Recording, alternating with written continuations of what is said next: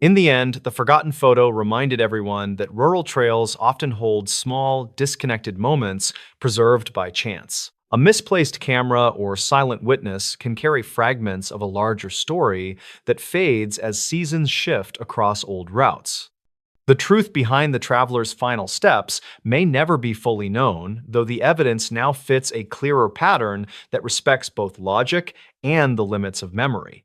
A night guard who returned after vanishing years ago. In archived reports kept by a regional security contractor, supervisors noted an unusual case involving a night guard who vanished during one shift. Those same archived notes later recorded his unexpected return many years after that first unexplained disappearance.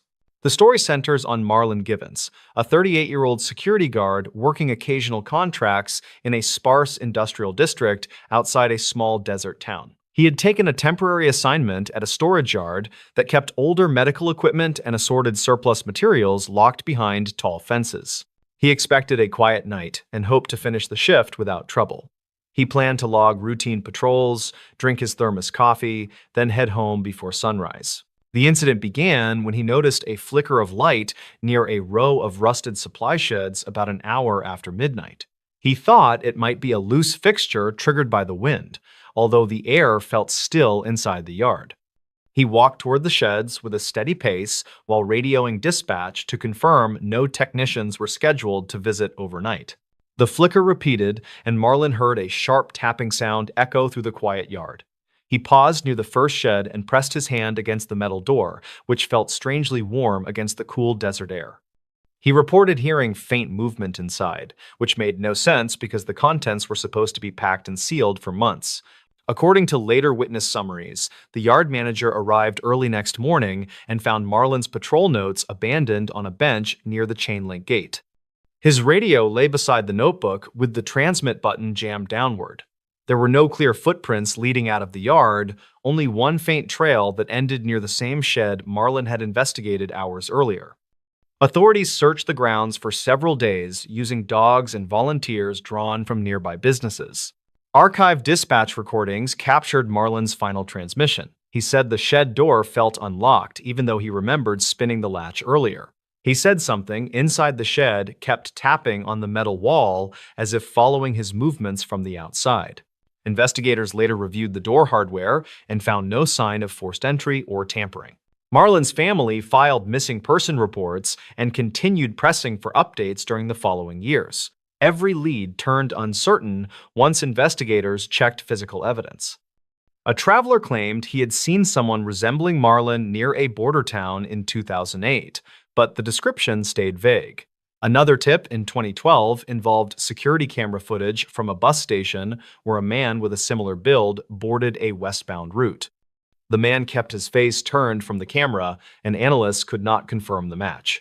17 years passed before anything changed. A new manager for the same storage yard took over operations and hired a small crew to clear dust and replace older inventory tags.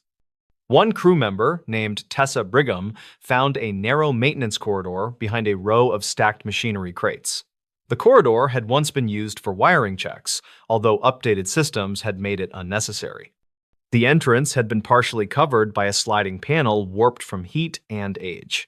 Tessa called the manager because she saw a folded jacket tucked against the back wall. Inside the jacket pocket, she found an employee ID card bearing Marlon's name and an outdated photo. The fabric looked almost pristine, which surprised her because the corridor showed signs of long-term neglect. Dust clung to exposed wires, and small fragments of insulation lay scattered across the floor. The jacket seemed placed recently rather than left untouched for years. The manager contacted local authorities who reviewed historical records from the yard. They measured the space and documented the temperature difference inside the narrow corridor compared with the surrounding building. The air felt noticeably cooler inside the corridor, even though the desert heat pressed heavily against the outer walls. Investigators found no living space or hidden compartment, only a cramped passage that appeared unused since before Marlon vanished. 2 weeks after the jacket discovery, a driver passing the front entrance claimed she saw a figure limping along the outer fence line just after sunset. She described a tall man wearing a faded uniform shirt with an older-style security patch stitched onto the sleeve. She slowed her car and watched the figure stop at the gate, then turn sharply toward the side road before disappearing behind a cluster of abandoned trailers. Deputies searched that area before finding fresh footprints beside a short length of broken fence. The prints matched the approximate boot size listed on Marlin's original employment form. A pair of partial handprints smudged the dusty trailer door, yet the angle suggested someone had steadied themselves carefully instead of forcing the door. 3 nights later, a clerk at a gas station about 2 miles away reported a strange encounter with someone she believed might be Marlin. She said the man stepped inside wearing a sun-bleached jacket and carrying a small spiral notebook. His face appeared drawn and tired, and he avoided eye contact except when asking quietly if the station still hired overnight help. The clerk stepped away briefly to notify her supervisor, then returned to find the man gone. Security video confirmed the visit, but provided only a grainy view of the figure as he exited the building. Investigators pieced together a timeline using those sightings, although several points conflicted with environmental data. A thermal camera mounted on the yard perimeter recorded a single figure approaching the sheds 4 hours before the gas station visit. The stride length matched the figure seen by the driver earlier that week. That meant someone moved between the fenced property and the nearby road multiple times within the same night, yet no patrol officers saw anyone on routine checks. Authorities distributed updated informational sheets to local hospitals and shelters. Staff at a small emergency clinic contacted them 2 days later. A man had walked in during a quiet afternoon, asking to speak privately with whoever handled security matters. He said his name was Marlin Givens and that he wanted to return something he had taken from his old job. He reached inside his jacket and placed a folded patrol log on the counter, then asked if he could sit near the entrance because noise bothered him. Clinic workers described his voice as strained and uneven. He told them he remembered stepping into the shed and hearing someone whisper behind him, even though he saw no one there. He said the light inside the shed turned blindingly white and everything around him felt hollow, like the air had drained out of the room. He insisted he had not run away or abandoned his post. He claimed he simply walked back toward the exit and found the yard empty when he emerged. A responding deputy said Marlin seemed confused about the year, although he recognized the town name and his original employer. His clothing showed little wear despite his long absence. The notebook he carried had several pages filled with odd time entries that did not match any known calendar format. Each entry tracked moments by counting shadow movements or changes in distant sounds rather than standard clock hours. When investigators asked where he had been, Marlin paused for a long moment, then said he had walked along the sheds until the ground changed. He said it felt like he crossed through a place built from repeating patterns of metal and dust. He claimed he followed a path that returned him to the yard entrance where he saw new padlocks on the gate. He appeared genuinely unaware that many years had passed since he first vanished. Medical staff examined him and found no serious injuries. His vital signs remained steady, yet his body temperature ran slightly cooler than expected for someone standing in a warm environment. Specialists reviewed his story and proposed several theories, including psychological shock and memory displacement caused by extreme stress. They suggested he might have suffered an episode that blurred his perception of time. They could not explain why his clothing showed minimal aging or why his ID card looked recently cleaned. Authorities escorted Marlin to a quiet facility for further evaluation. He answered questions politely, but avoided any mention of the narrow corridor where his jacket had been discovered. When shown a photograph of the corridor, he lowered his gaze and said he recognized the texture of the wall, but did not understand how his jacket reached that place. He said he felt overwhelmed by certain mechanical noises in the building and asked if he could wait outside until the interview ended. Investigators continued reviewing logs from the night he vanished. They found a short audio clip recorded by a faulty perimeter microphone that had remained stored on an old server. The clip captured a hollow metallic ringing, followed by a voice resembling Marlin's. He said someone kept calling his name softly from inside the shed, even though he knew he was alone. Analysts could not determine whether the voice belonged to a person or a distorted echo created by shifting metal. Marlon eventually returned to stay with distant relatives in another state after the facility cleared his release. Officials stopped their active investigation and recorded the case as a missing person who reappeared under unusual circumstances. They documented every sighting, every recording, and every artifact, but found no clear explanation for the long gap in Marlon's life.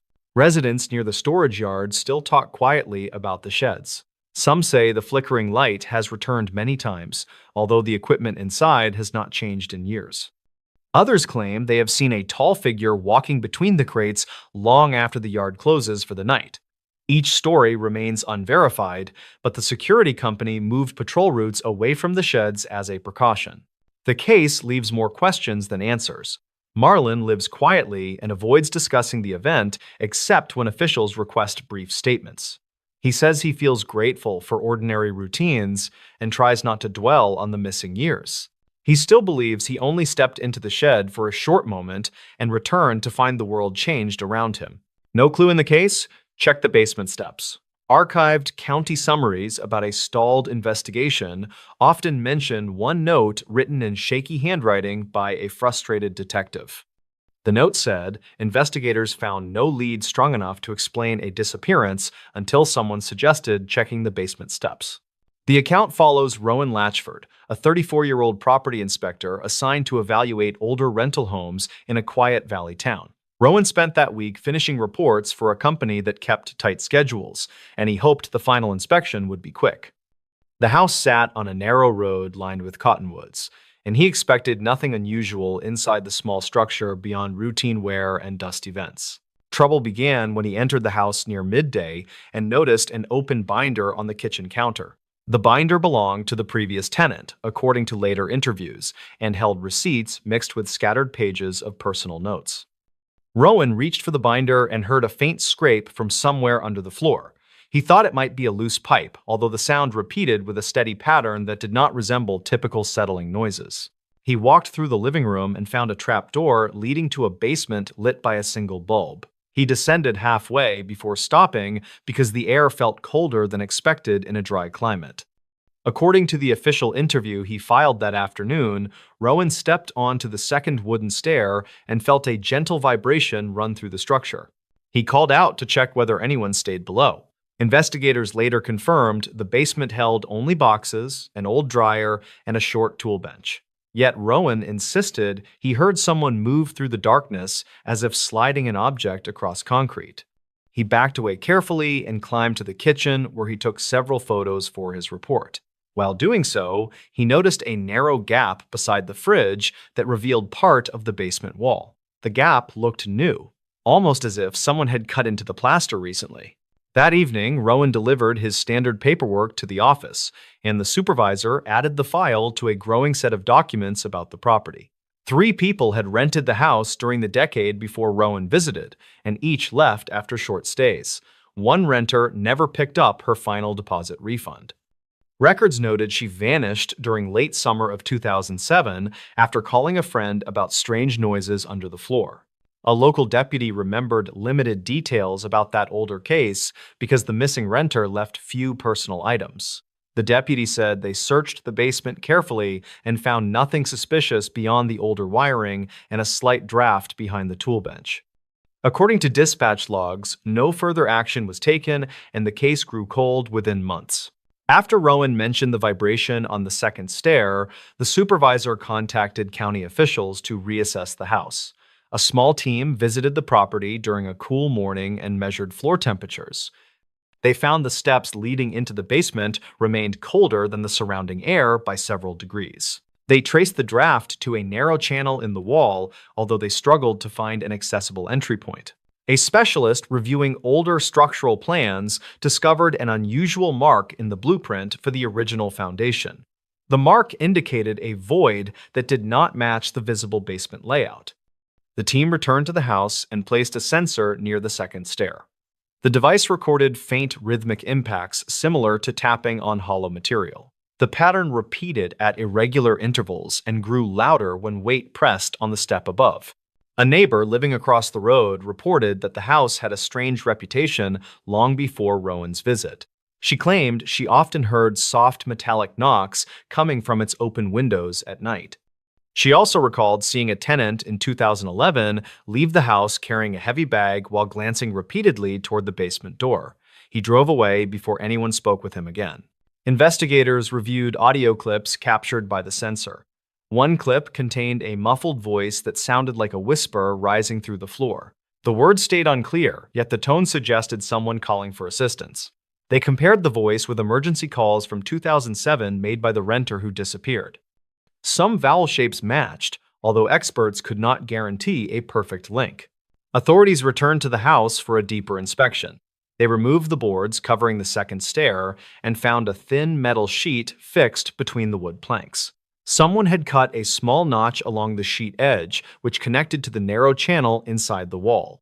A slight draft rose through the notch as if air flowed from a lower space that had not been mapped. They shifted equipment and followed the channel downward with a fiber camera. The footage showed a cramped void between concrete barriers filled with tangled wires, scraps of fabric, and a scattering of small objects.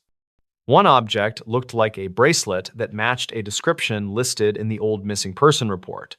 Investigators enlarged the image and confirmed its distinctive pattern from archived photos provided by the renter's family. Workers pried open a section of the wall and expanded the narrow channel enough for entry.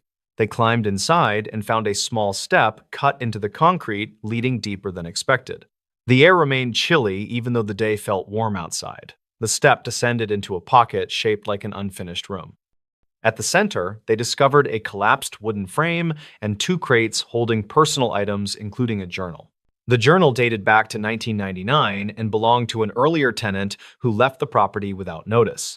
The entries grew increasingly erratic and described nightly tapping under the stairs. He wrote that the sound followed him through the house as if tracing his footsteps. His final entry stated he planned to investigate the second stair because he felt certain a cavity existed beneath it. Forensic teams examined the cavity thoroughly and found soil marks that suggested someone had crawled through the space multiple times. They also found clothing fibers matching samples from the tenant who vanished in 2007. However, they found no conclusive physical evidence at the deeper end of the cavity.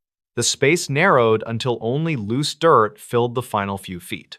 Rowan learned about the discovery from the supervisor, who praised his attention to detail. He struggled to sleep for several nights after hearing how closely the clues linked to the missing cases. He returned to the property only once during the follow-up inspection and avoided stepping on the stairs. He said the air still felt heavier near the second step, even with investigators present. Officials eventually released updated statements explaining that structural faults created a hidden path that may have trapped someone inside the cavity years earlier. They admitted uncertainty about the full timeline because evidence remained fragmented. They documented every item found in the void and closed access permanently to prevent future incidents. Neighbors continue sharing quiet theories about the lingering sounds. Some claim new tenants reported faint taps during late hours even after the cavity was sealed. Others believe the vibrations were caused by shifting soil and older pipes reacting to temperature changes. None of those theories explain the whispered voice caught on the sensor or the matching bracelet found below the steps.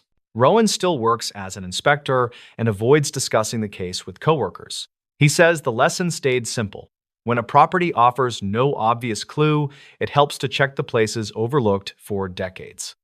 He adds that he remembers the cold air rising through the notch in the stair and hopes no one else hears movement in that space again. This coastal church basement is a hidden trap.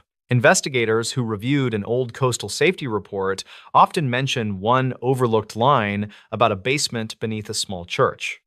The report warned that the basement layout did not match any registered plans, which suggested a hidden space that few locals knew existed. The story follows Leda Corvan, a 36-year-old maintenance contractor hired to check storm damage along a quiet shoreline district. She worked for a regional service crew that handled repairs for aging buildings near the harbor, and she arrived expecting a simple survey. Her final task involved inspecting a weathered church built during the early 1920s, and she hoped to finish before the tide winds grew strong. Leda walked through the main hall while noting cracks along the plaster and water stains creeping down the stained glass frames. She found the air noticeably colder near the rear doorway, and she marked it as a possible ventilation issue. She planned to measure the heating ducts, then return to her truck before reporting her findings. Trouble began when she stepped into a narrow corridor that led toward the basement. She heard a faint rhythm rising from below, and the sound resembled someone dragging a thin object across stone. She called out to check whether the pastor remained in the building, yet the hall stayed quiet. She decided to investigate carefully because her contract required full inspection of foundation areas. According to her later written statement, Leda descended the first set of stairs and reached a landing paved with old bricks. She noticed a light fixture that flickered weakly, and each flicker seemed timed with the dragging sound rising through the floor. She tested the bulb and realized the wires had been cut long ago. The faint light came from a source deeper inside the basement. The official building file showed only one basement room used for storage, yet Leda found a second doorway that did not appear in the plans.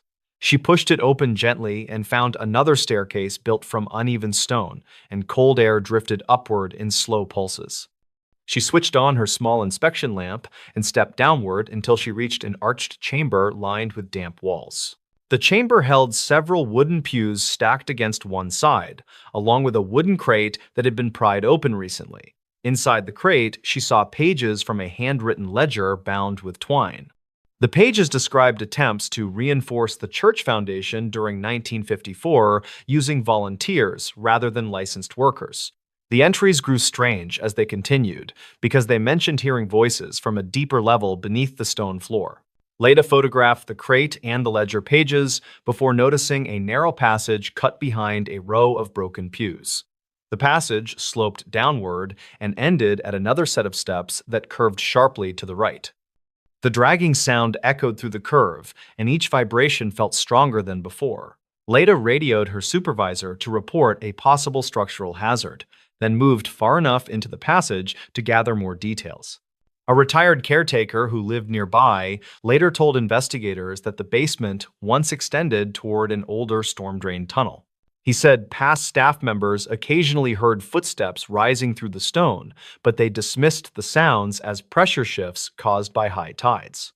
He also recalled that one volunteer worker disappeared during the 1950s after entering the basement to repair a collapsed beam. Leda continued recording her inspection, and the audio captured sudden impacts on the walls surrounding the lower steps. She described the impacts as heavy strikes that repeated in slow sequences, then paused without warning. She noticed the stone seemed recently polished in certain areas, even though the rest of the basement carried layers of dust. She marked these polished patches as unusual points for later examination. Officials reviewed Leda's pictures and found concealed hinge marks beneath the dust along the side of the step curve. The marks indicated a hidden panel that once opened into another space, sealed sometime after 1973 when new building permits updated the church blueprint. That sealed space matched no registered design and had no documented purpose in county files. A local volunteer group joined investigators to help remove debris from the passage. They cleared the curve and found an iron gate wedged shut by fallen stones. When they lifted the stones, the dragging sound started again, now louder and more deliberate. The group paused to listen, and the sound seemed to circle the chamber below, as if someone traced the perimeter in measured steps. They forced the gate open with careful pressure. The interior revealed a second chamber shaped like a half-dome, with water pooled along its edges. The air felt colder than expected for a coastal underground room. Near the center lay a sunken depression filled with old ropes, stained cloth, and a metal toolbox. The toolbox held wrenches and nails coated with salt from decades of exposure. The dragging sound returned when one volunteer stepped near the depression. It echoed beneath their feet and shifted toward the steps, which startled the group. Leda suggested placing a sensor in the depression to track vibrations. The sensor immediately detected movement in a cavity below the chamber floor. The movement followed a steady rhythm similar to someone pacing in a cramped space. Authorities paused the inspection and brought structural engineers to map the cavity. Using ground imaging tools, they identified a hidden rectangular room directly under the depression. The room measured only a few feet tall and had one narrow exit leading into a smaller vertical shaft. Engineers believed the shaft once connected to a storm drain network abandoned during the early 1960s. While examining the depression, a volunteer found a rusted key partially buried under the ropes. The key fit a small lockbox stored inside the church office.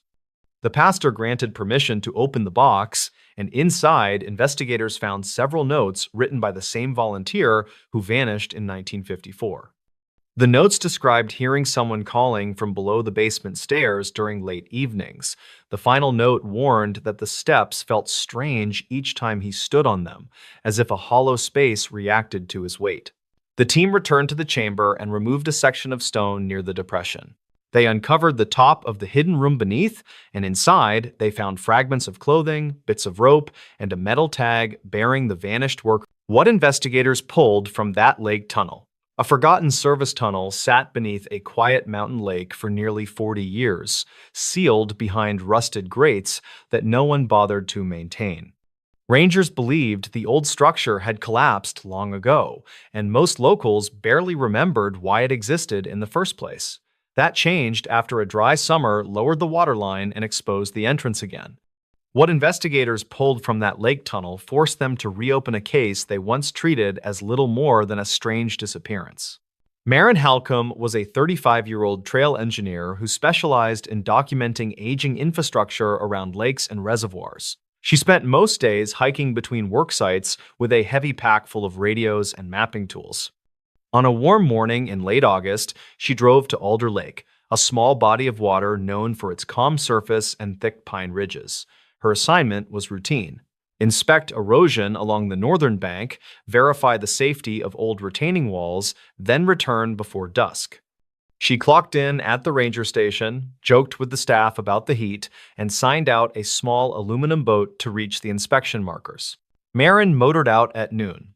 She radioed a quick message saying she would check the North Cove before continuing toward the deeper water near the dam. Her voice sounded steady and relaxed. A pair of kayakers saw her near the center of the lake an hour later, drifting slowly while writing notes on her clipboard.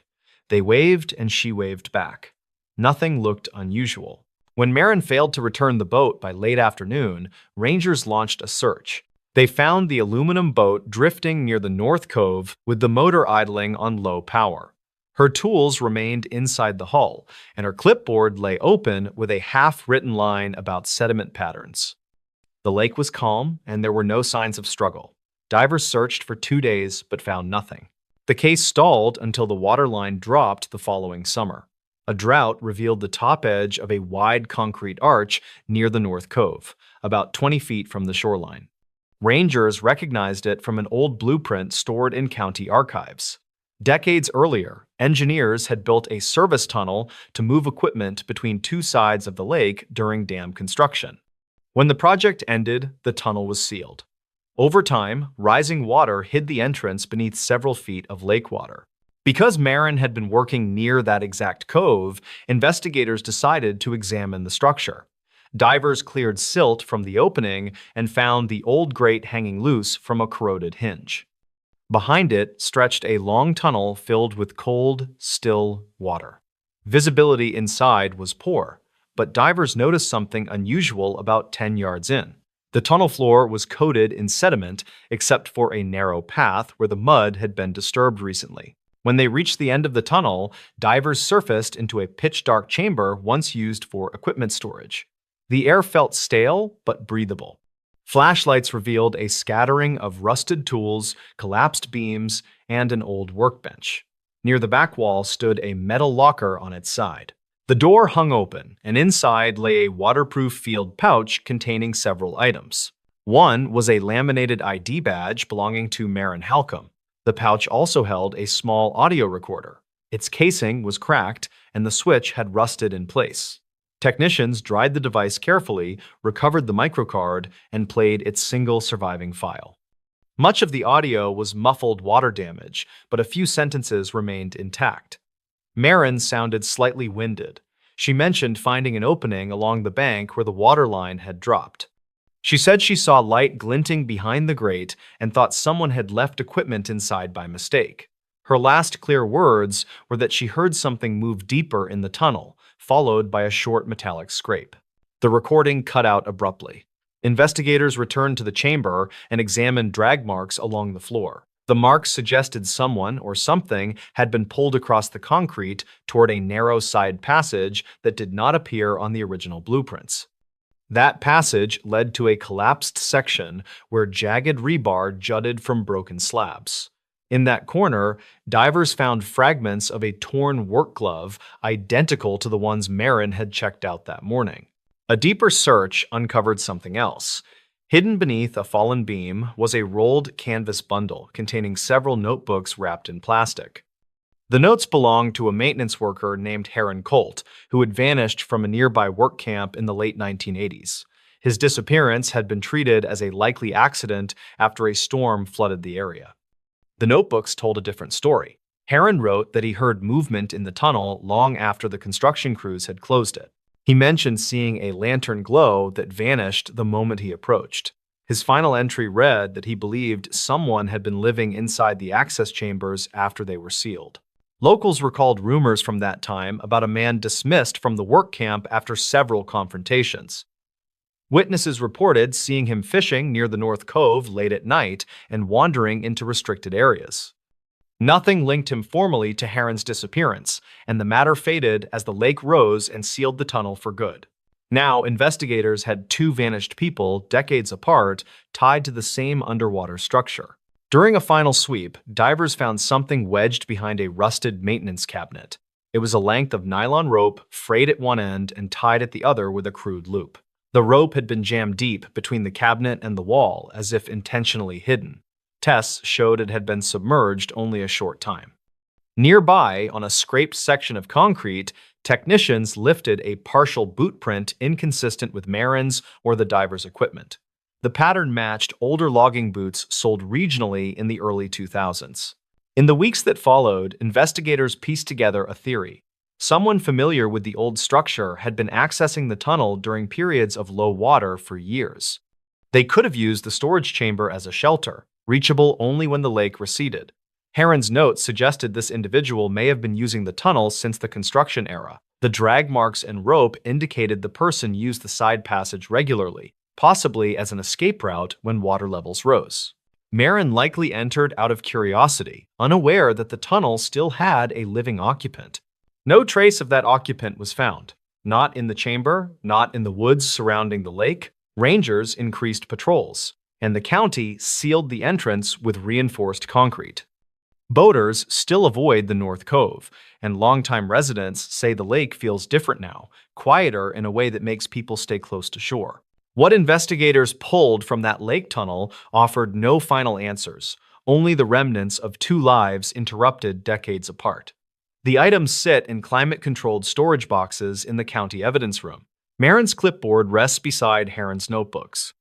Both point toward the same forgotten place beneath the lake where darkness, stale air, and unexplained movement lived long after the surface world forgot the tunnel even existed. Why this forest bridge terrified every hiker. A narrow forest bridge became the center of an investigation after hikers reported the same strange detail that appeared again and again over nearly a decade.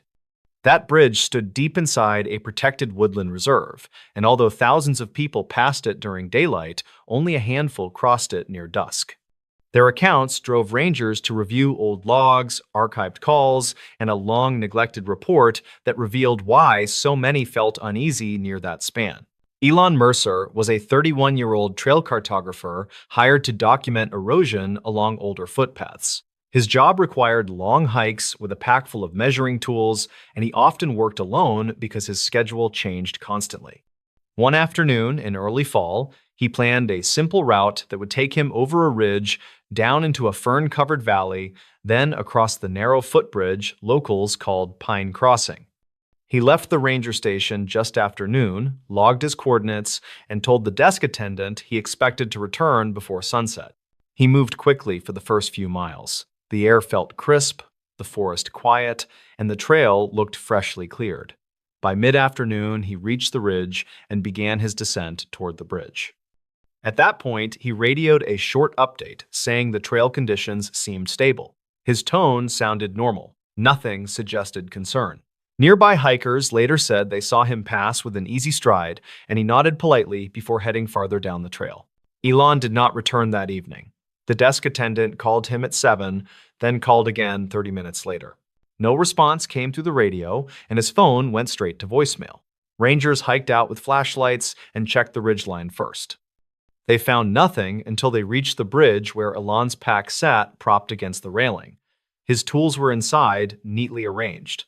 The pack showed no damage, and his notes appeared undisturbed. The only unusual detail was a thin coating of soil on the bridge boards, as if someone had crossed moments earlier. Search teams swept both sides of the valley for 2 days. Cadaver dogs tracked faint scent trails along the waterline, but lost the trail near a cluster of boulders. Investigators found no sign of struggle and no footprints other than a partial print near the bridge that did not match Elon's boots. The absence of evidence strengthened the feeling that he had been led away rather than forced. The case stalled when no additional clues surfaced.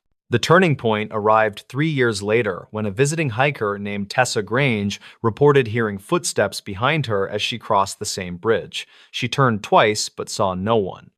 The forest felt still, and she described a sudden sensation of someone standing close to her left shoulder.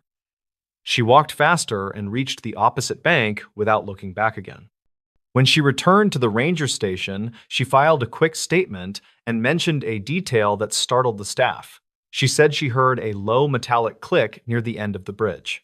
That matched a sound noted in Elon's original report logs from earlier that year. Rangers reviewed archived incident files and discovered several scattered entries that all described the same feature. Hikers said the boards near the center of the bridge creaked in a pattern that suggested weight distributed unevenly. A few noted a shadow that lingered longer than their own. One hiker claimed she heard someone whisper her name even though she had not passed anyone for nearly an hour. None of these reports were strong enough to justify investigation until the pattern became clear. When investigators revisited Pine Crossing, they observed the structure's condition closely. The bridge spanned a narrow ravine with a shallow stream beneath it. Thick moss covered the rocks, and the air carried a mild echo. The railing stood weathered but stable. The boards near the center did creak, but not consistently. What caught their attention were faint tool marks beneath the central platform. These marks suggested someone had removed boards in the past and replaced them imperfectly. The pattern of the marks aligned with someone using the underside of the bridge as a temporary hiding place. Further inspection revealed a narrow ledge accessible from the ravine wall. The ledge sat just wide enough for a person to stand or crouch. Rangers believed someone could reach the underside of the bridge from that spot and climb onto the lower support beams. A worn patch of bark on a nearby tree indicated that someone had grabbed hold repeatedly.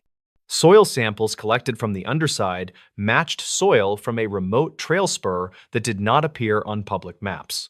That spur led toward an old forestry shed abandoned decades earlier. Investigators hiked to the shed and found a rusted lock on the door. The lock hung broken, and the interior looked dusty yet disturbed. A single lantern sat on a shelf beside a small notebook containing a few pages of rough writing. The notes described frustration about hikers who crossed Pine Crossing after dark. One line read that footsteps carried clearly across the bridge, and that the writer needed the sound to confirm timing. Another line mentioned watching from the ravine ledge and waiting for the right person who moved alone. The writing did not include a name or date, but the paper quality suggested it had been left around the time Elon disappeared. Inside a nearby cabinet, investigators found an older model trail counter. The device recorded motion along a narrow path and stored basic timestamps. When technicians accessed the memory, they found several entries showing activity near the ravine at irregular intervals. One timestamp aligned closely with the day Elon vanished. Another aligned with the day Tessa heard footsteps behind her. The counter logs suggested someone used the hidden spur trail regularly until roughly a year before the device was discovered. Rangers interviewed longtime residents living near the forest boundary. One elderly man recalled seeing a figure carrying a lantern near the ravine 10 years earlier. He assumed it was a surveyor until he noticed the figure walking directly beneath the bridge. A former fire crew volunteer remembered that the old forestry shed was once used as a temporary lookout post during wildfires.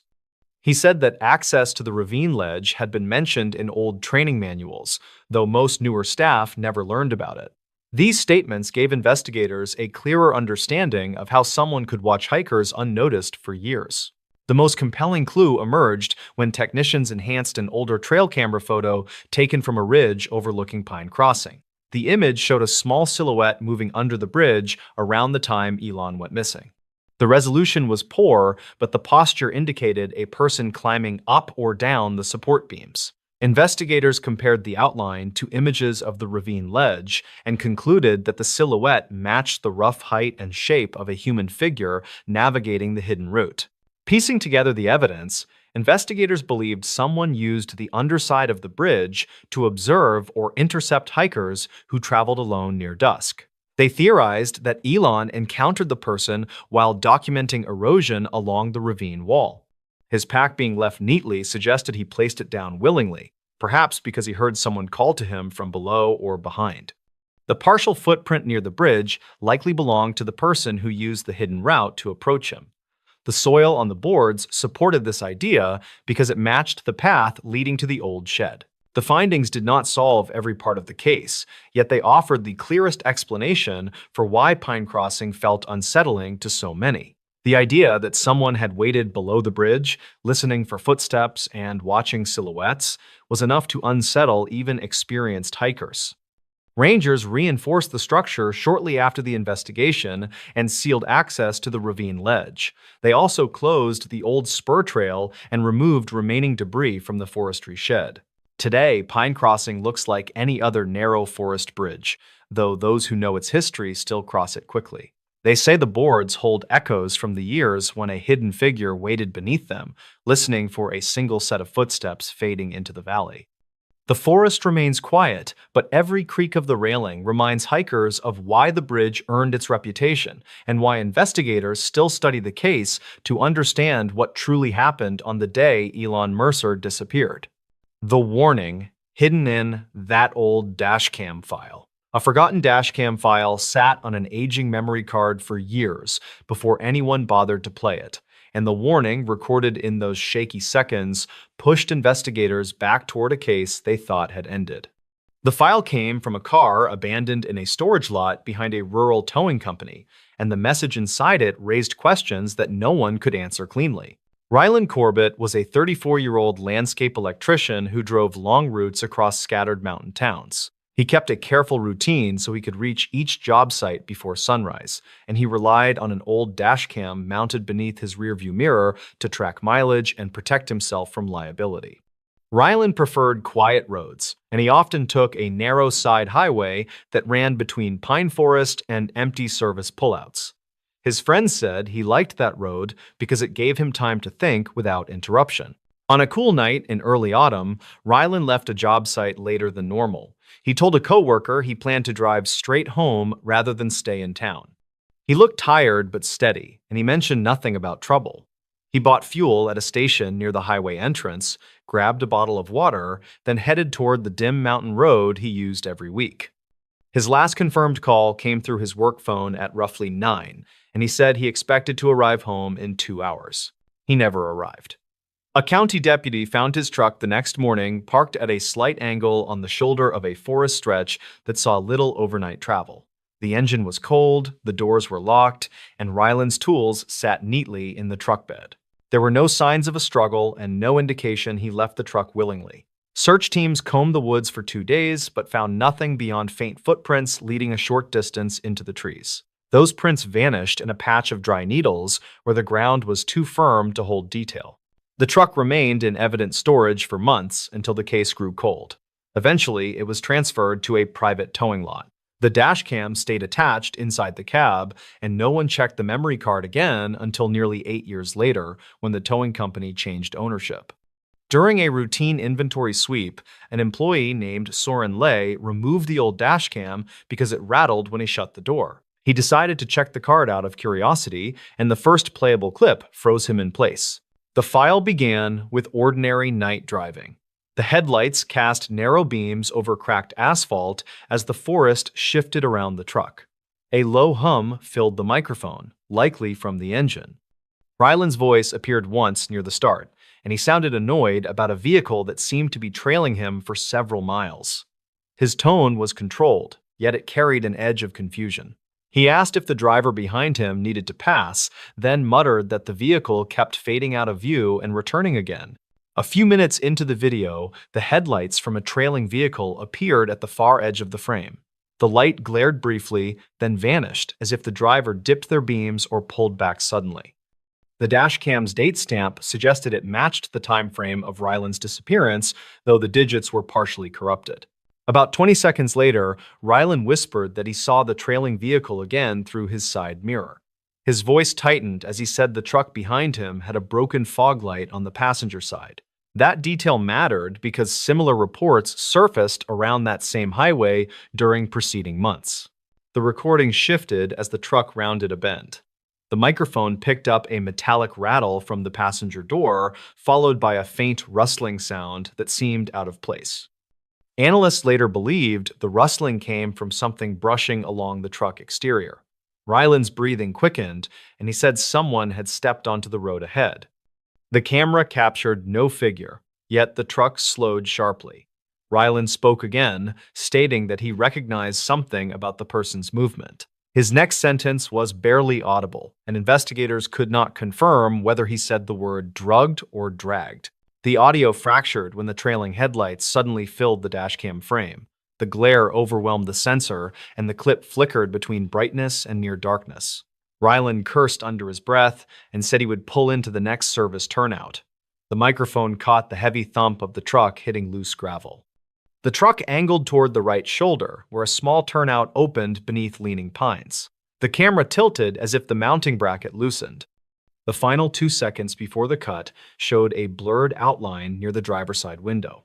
That outline appeared tall, with narrow shoulders, though the frame lacked enough clarity to define facial details. The dashcam file ended abruptly. The final second recorded a strange three-tone pattern that technicians believed came from the dashcam's internal warning system. Older models produced that sound during sudden vibration, but the pattern also triggered if the device detected manual interference.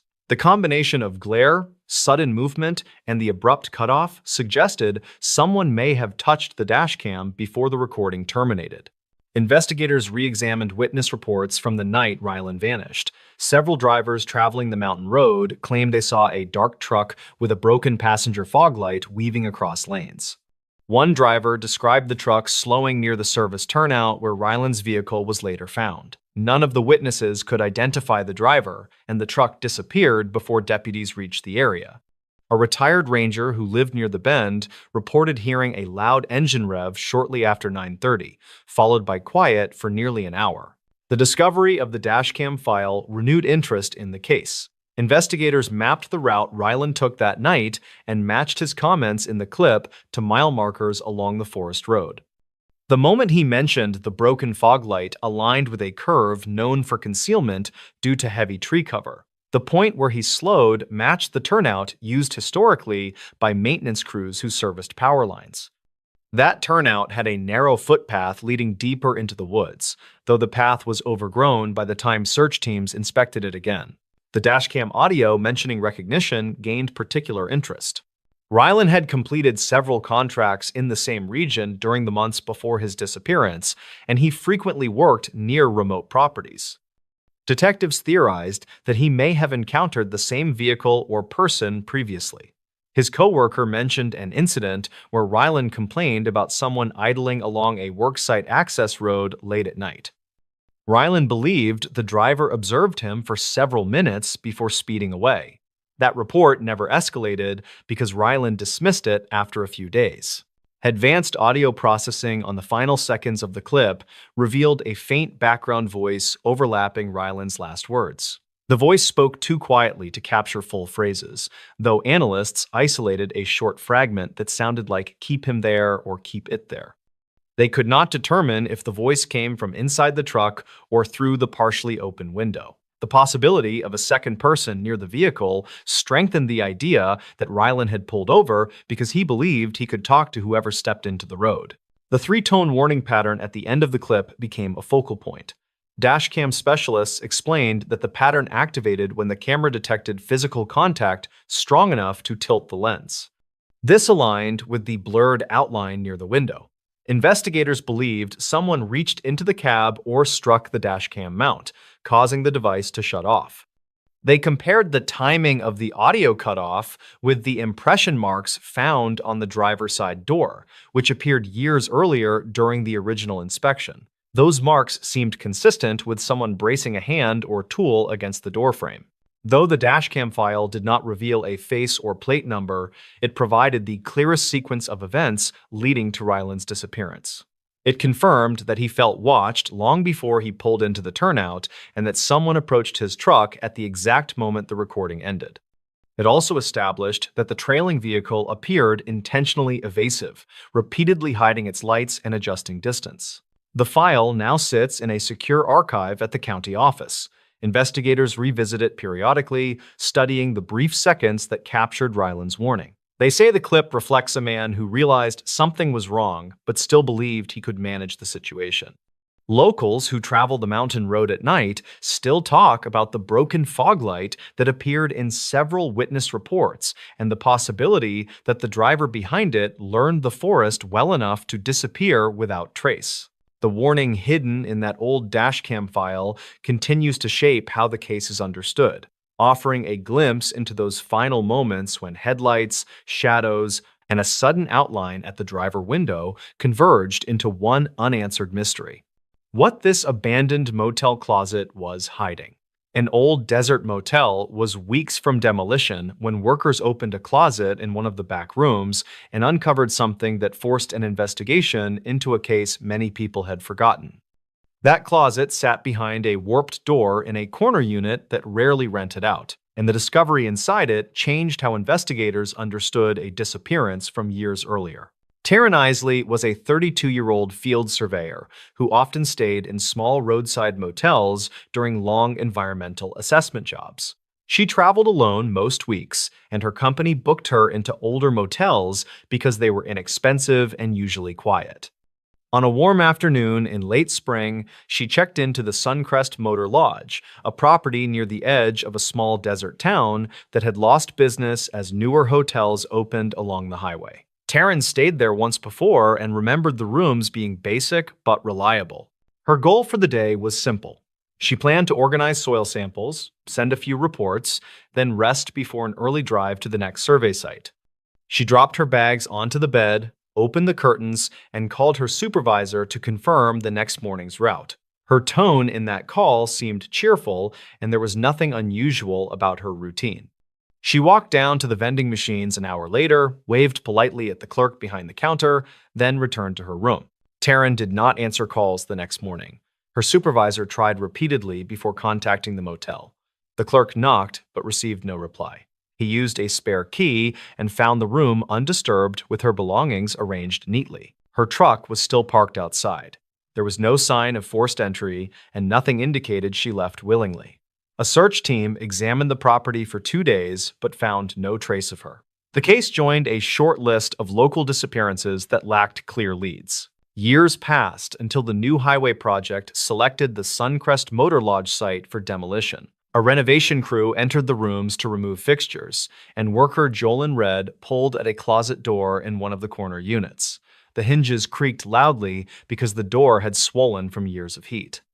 Dust billowed into the room as the door opened. Inside, Jolyn noticed a thin layer of drywall dust across the floor and something wedged behind a loose panel near the bottom. He pulled the panel outward and revealed a narrow space that ran behind the closet wall.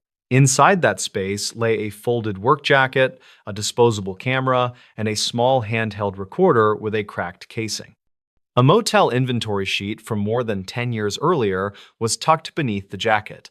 The items appeared undisturbed, and the motel owner confirmed that the closet had never been repaired or altered during that period. Investigators took the items and examined them in a controlled environment. The disposable camera contained 8 undeveloped frames. Technicians processed the film and recovered images that showed portions of motel hallways, an empty parking lot at night, and one blurred frame taken from inside a room. The angle of that interior photo matched the layout of the room where Taryn stayed.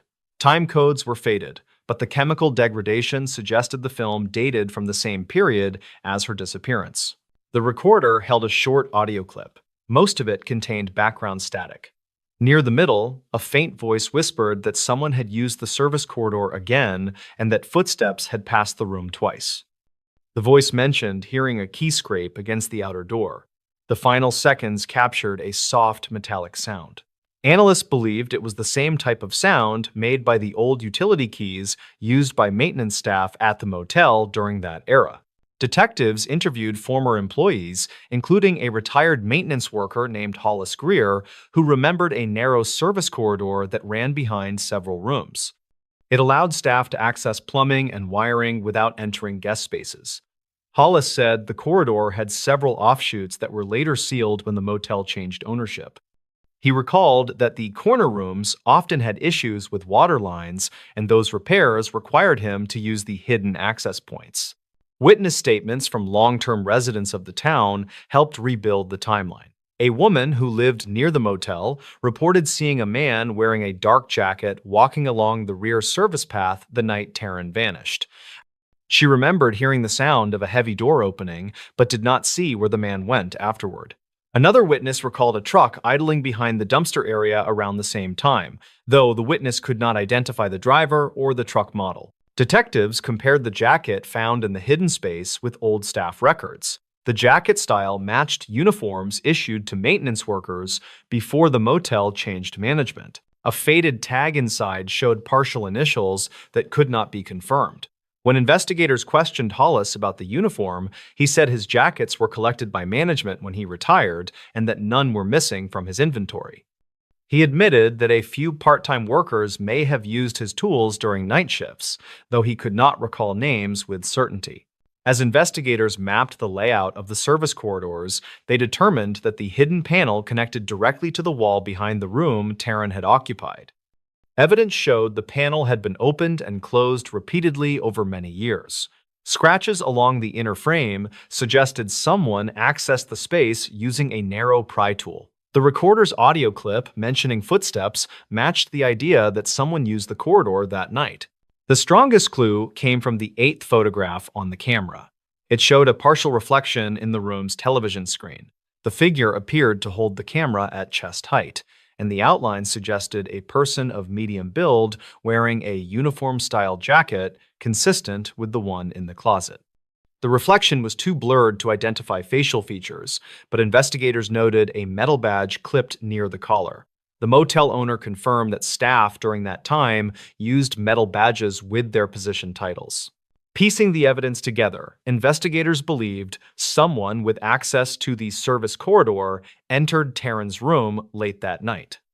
They theorized that Taryn heard something in the hallway, began recording out of caution, then placed the camera and recorder near the closet when she sensed movement behind the wall.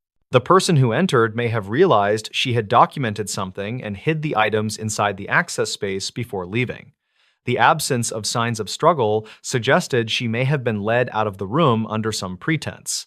The discovery of the hidden items did not solve the case entirely, yet it offered the clearest explanation for why no evidence appeared in the original search. Investigators concluded that the service corridor created an unnoticed route into and out of the room. The corridor's outdated design and its connection to locked utility rooms provided a path for someone who knew the building well. When demolition began weeks later, locals gathered to watch the old motel fall. Many said the building never felt right, especially the corner units that stayed empty for long periods.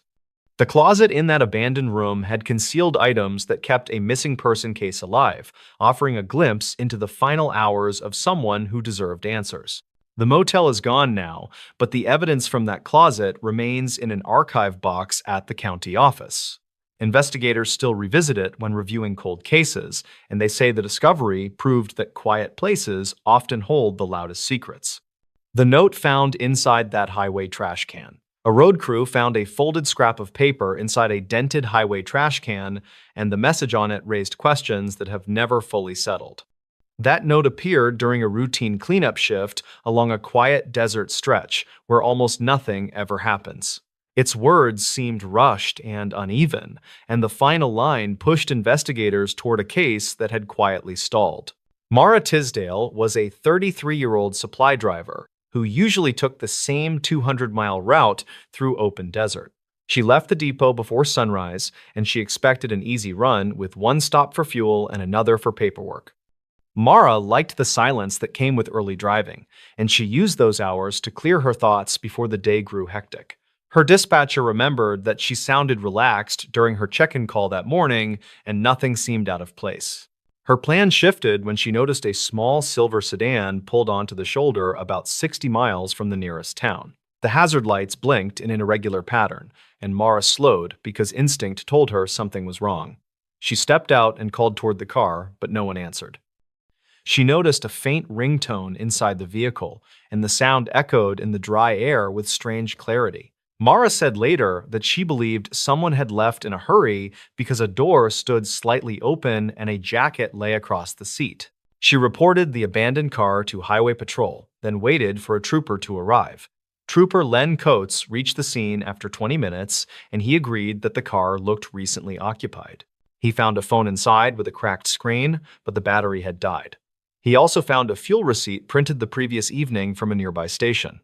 Coates logged the vehicle for towing, and a search team walked a narrow radius along the shoulder. They found only footprints in the loose dirt that stopped abruptly near the drainage ditch. The sedan belonged to a 31-year-old lab technician named Orrin Kay, who lived in a small desert town 2 hours away. Orrin was known for keeping to himself, and he rarely traveled beyond a short commute between his apartment and his workplace. He had left work early the previous day, and his supervisor said he looked distracted while finishing a final inventory check. A neighbor later reported hearing his car leave late that night, though the neighbor did not see him. The case gained momentum a week later when a highway cleanup crew inspected a rest stop trash can about 10 miles from where the sedan had been found. Worker Jace Renner removed a layer of fast food wrappers, then spotted a folded piece of yellow paper wedged against the inner rim. He unfolded it carefully because the paper felt damp. The writing looked shaky, and the message mentioned being followed by a man driving a dark truck with tinted rear windows. The writer said he feared the driver had waited near his apartment for hours, and the final line urged whoever found the note to check the camera near the north ramp. Investigators revisited the rest stop and located the camera mentioned in the note. Though its recording unit malfunctioned during the night, Orrin vanished. Technicians recovered partial frames that showed the outline of a person placing something in the trash can. The figure moved quickly and kept a hood drawn low. The images were too blurry to confirm identity, but the timestamp narrowed their timelines significantly. Based on the angle of the shadow, investigators believed the figure arrived shortly after sunrise on the day the sedan was found. Detectives spoke with staff at the fuel station, noted in the receipt. A manager remembered a customer matching Orrin's description who bought coffee and left in a hurry shortly before closing. The customer asked if anyone else had been in recently, and the manager said that a dark pickup had idled outside for several minutes before driving off. Witness description of the truck matched the one mentioned in the note. Further interviews revealed that a similar truck had been reported twice near Orrin's apartment complex in the week before his disappearance. Both reports came from residents who noticed the truck making slow passes at night. Investigators searched Orrin's apartment and found handwritten pages inside a drawer near the kitchen.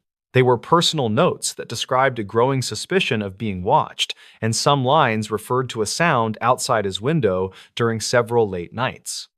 One page described a man who seemed familiar, though Orrin could not recall where he had seen him. The writing style on the apartment notes matched the style on the paper from the trash can, based on a comparison by a handwriting consultant. The team traced Orrin's final hours through bank activity and cell tower data. His last confirmed message came through a workgroup chat where he said he needed to check something before returning home. His car traveled west out of town around midnight, then stopped briefly near his workplace before heading toward the highway.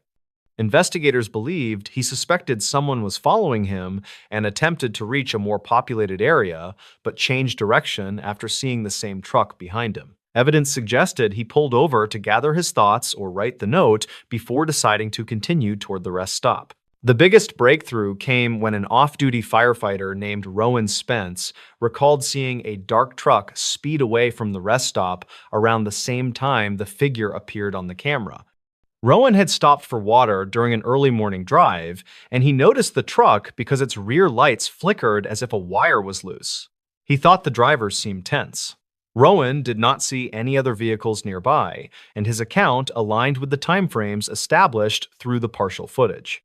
Despite these leads, the investigation slowed when no clear suspect emerged.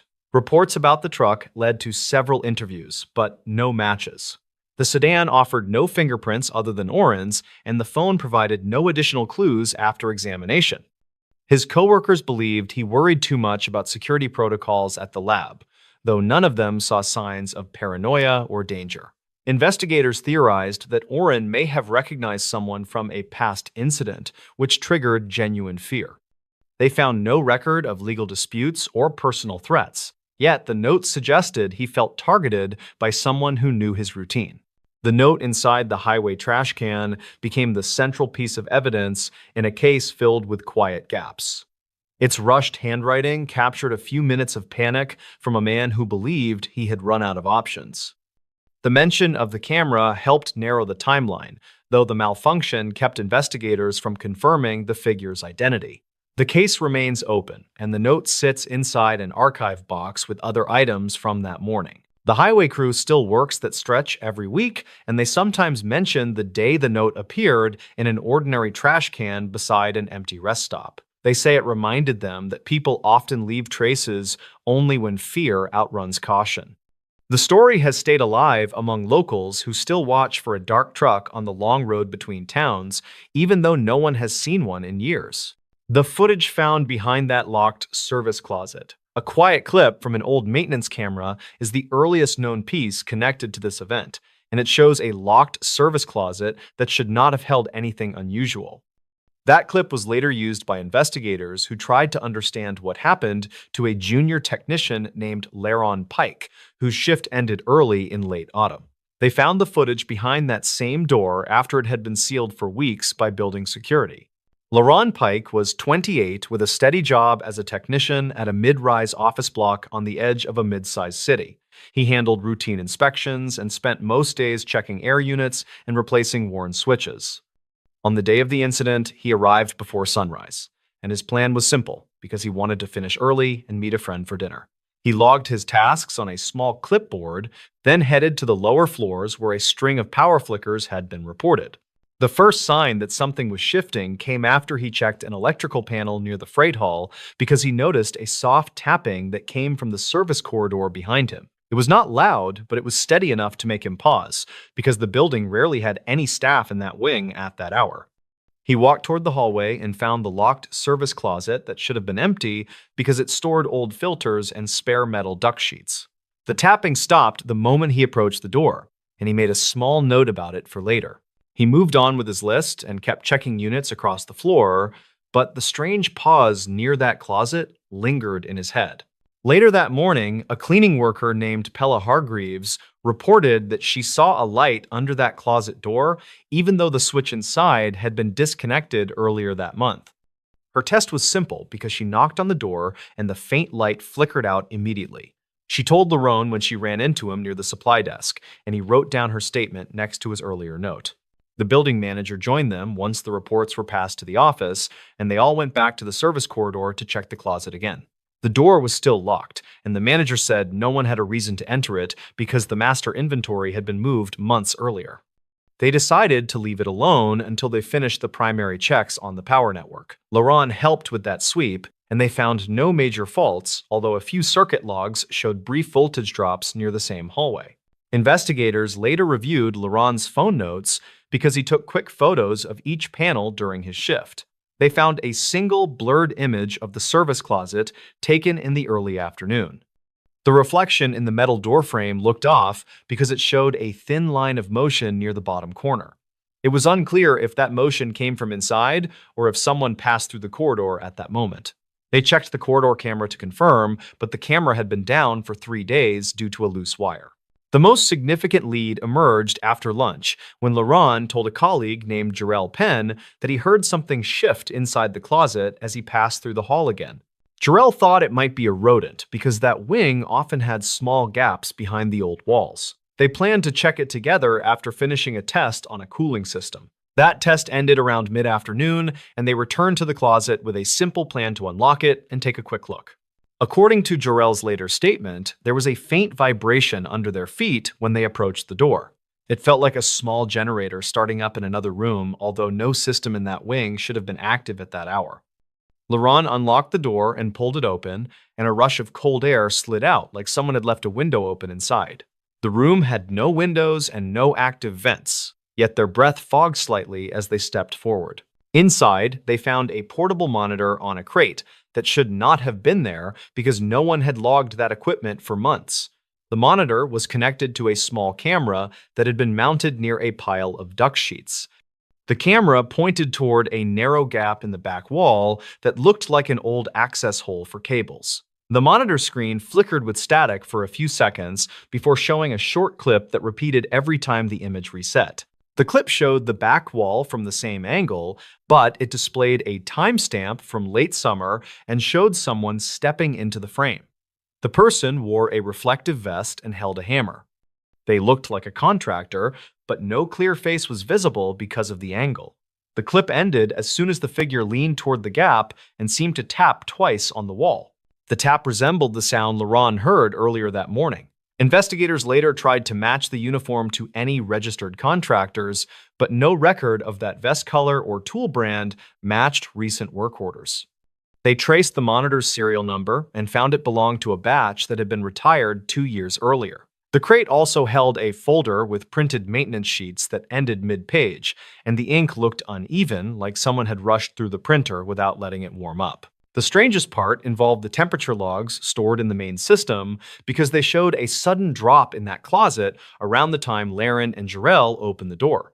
The drop lasted less than a minute, but fell far lower than normal for that insulated space. Technicians tried to reproduce the effect during later tests, but found no way to drive the temperature down without active equipment.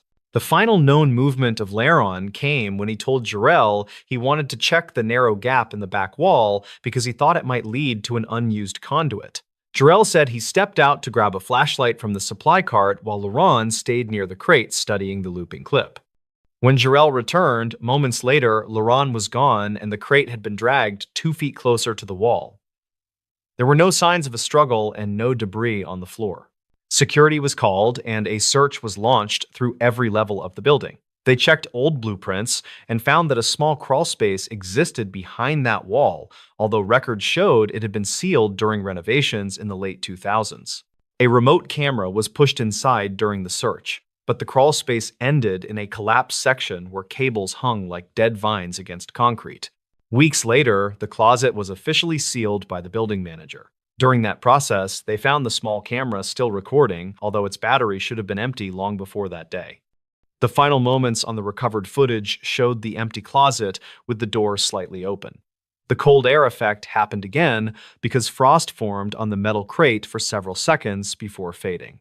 No figure appeared on the clip, and no sound occurred except a soft tap that matched the earlier reports.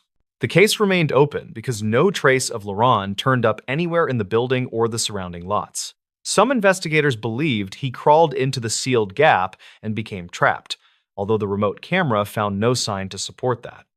Others thought the earlier contractor in the clip might have accessed the area for reasons that were never logged.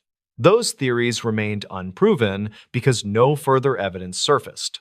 The building keeps the closet sealed, and new tenants use the hallway without knowing much about the incident.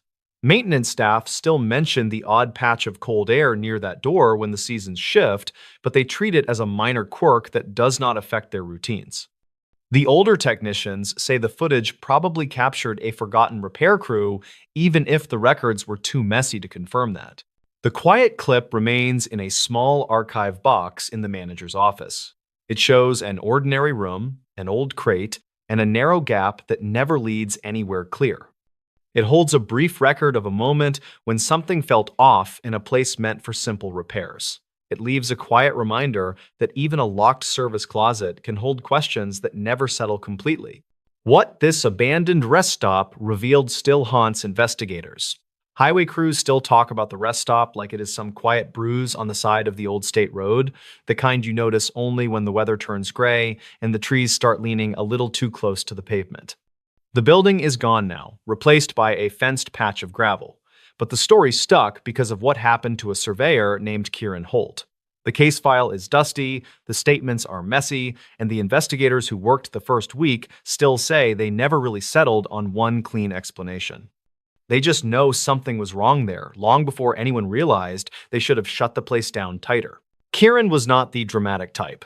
He was the kind of guy who always double-checked distances, kept backup batteries in his truck, and made small handwritten notes even when the radio logs were enough.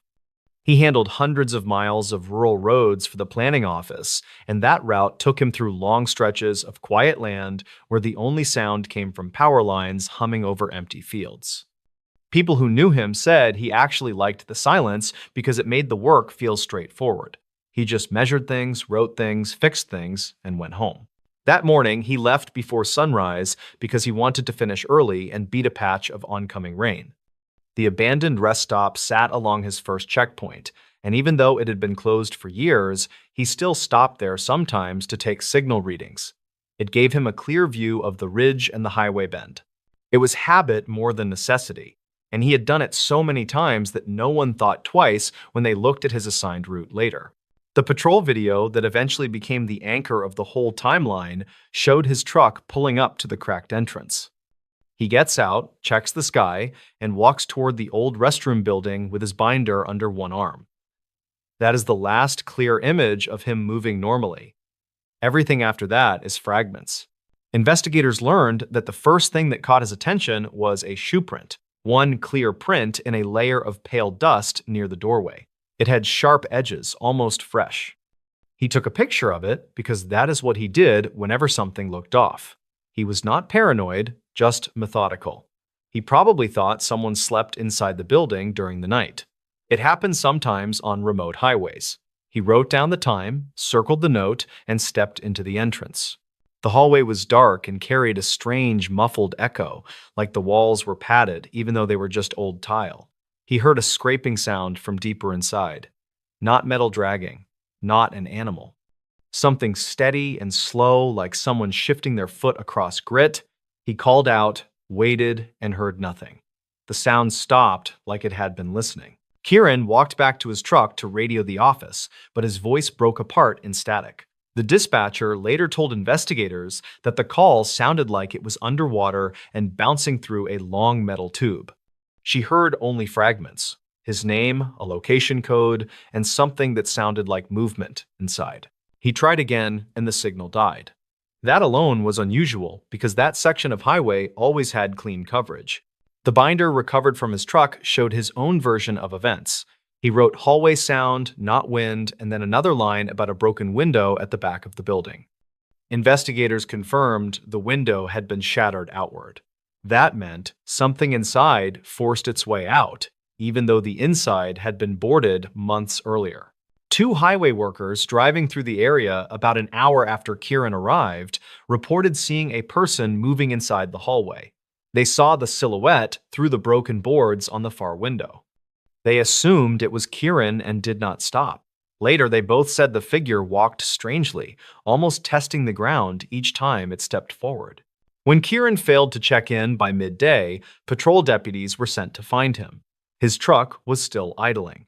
The driver door was open. His binder was on the passenger seat with a page ripped halfway down. His pack lay near the broken window. The last photo on his camera showed the hallway inside the building. At the far end of the frame, barely visible, stood a faint figure leaning against the corner. No one could tell if it was facing the camera or facing away.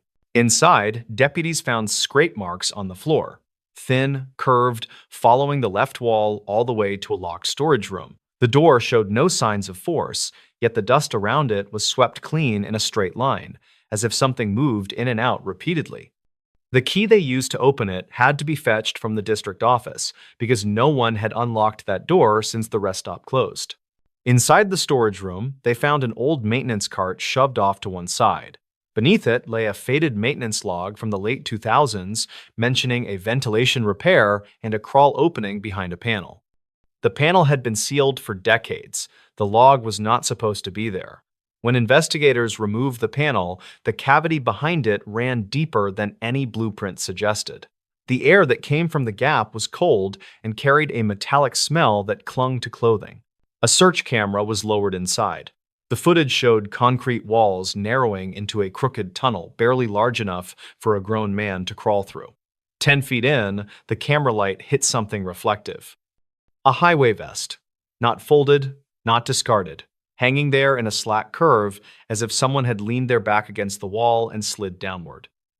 No body, no markings, no drag trails. Just a vest that did not match any active crew assignments. Temperature drops inside the cavity were recorded several times. Each time the camera paused, the air dipped sharply. No external vents, no crosswind, no clear cause. The readings were entered into evidence but never explained. Investigators expanded the search into the forest beyond the rest stop. Dogs were brought in, drones were flown. For 3 days, they found nothing. No footprints, no broken branches, no cloth fibers. Only a small piece of metal near the far tree line, a fragment from a maintenance badge series retired decades earlier. Demolition crews arrived weeks later. They tore down the restroom building section by section. Workers reported strange acoustics in the hallway where Kieran took his final photo. Their tools sounded muted, as if wrapped in thick cloth. When they opened the wall near the crawl cavity, they found only a narrow, empty slot and a single metal hook drilled into the concrete. The hook had no purpose. The record showed no installation request. It faced inward, toward the cavity, like something had hung there long ago. In a thin layer of dust near the base of the cavity, they found a scrap of notebook paper. The edges were frayed as if torn in a hurry. The paper held 2 words in Kieran's handwriting. Saw movement. No time. No location. No arrows. Just those 2 words. Deputies later said the note bothered them more than anything else. He was careful, organized, and thorough.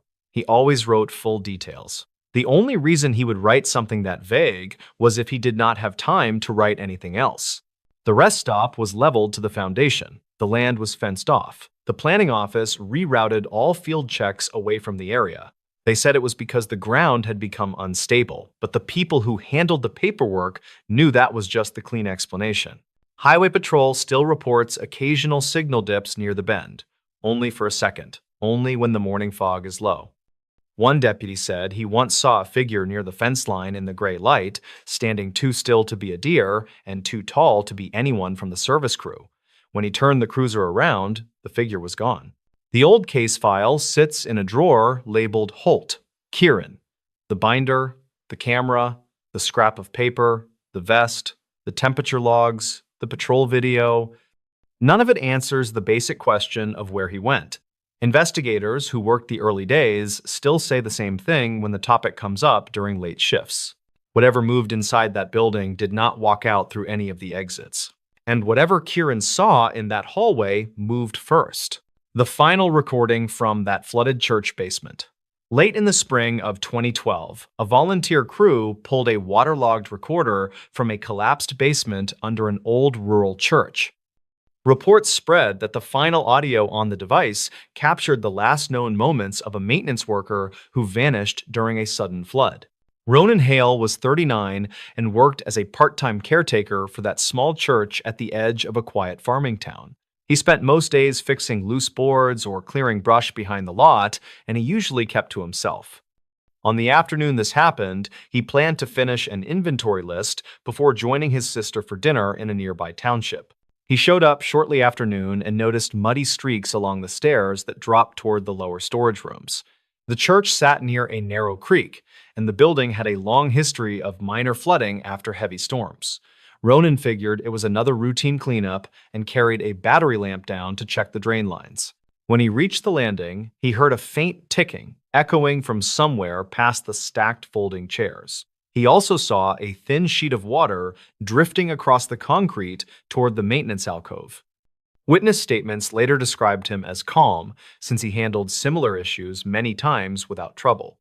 Still, something about the slow, rhythmic sound bothered him. He placed his small recorder on a shelf near the stair base so he could replay any strange noises for the plumbing contractor. Records confirm he often did that when pipes groaned or pumps stalled. A neighbor recalled that Ronan believed strange sounds usually meant a stuck valve or trapped air inside old lines. Minutes later, the creek rose faster than predicted, and water began forcing itself beneath the rear foundation. According to archived weather logs, the storm upstream had dumped far more rain than expected, and the narrow channel behind the church could not clear fast enough.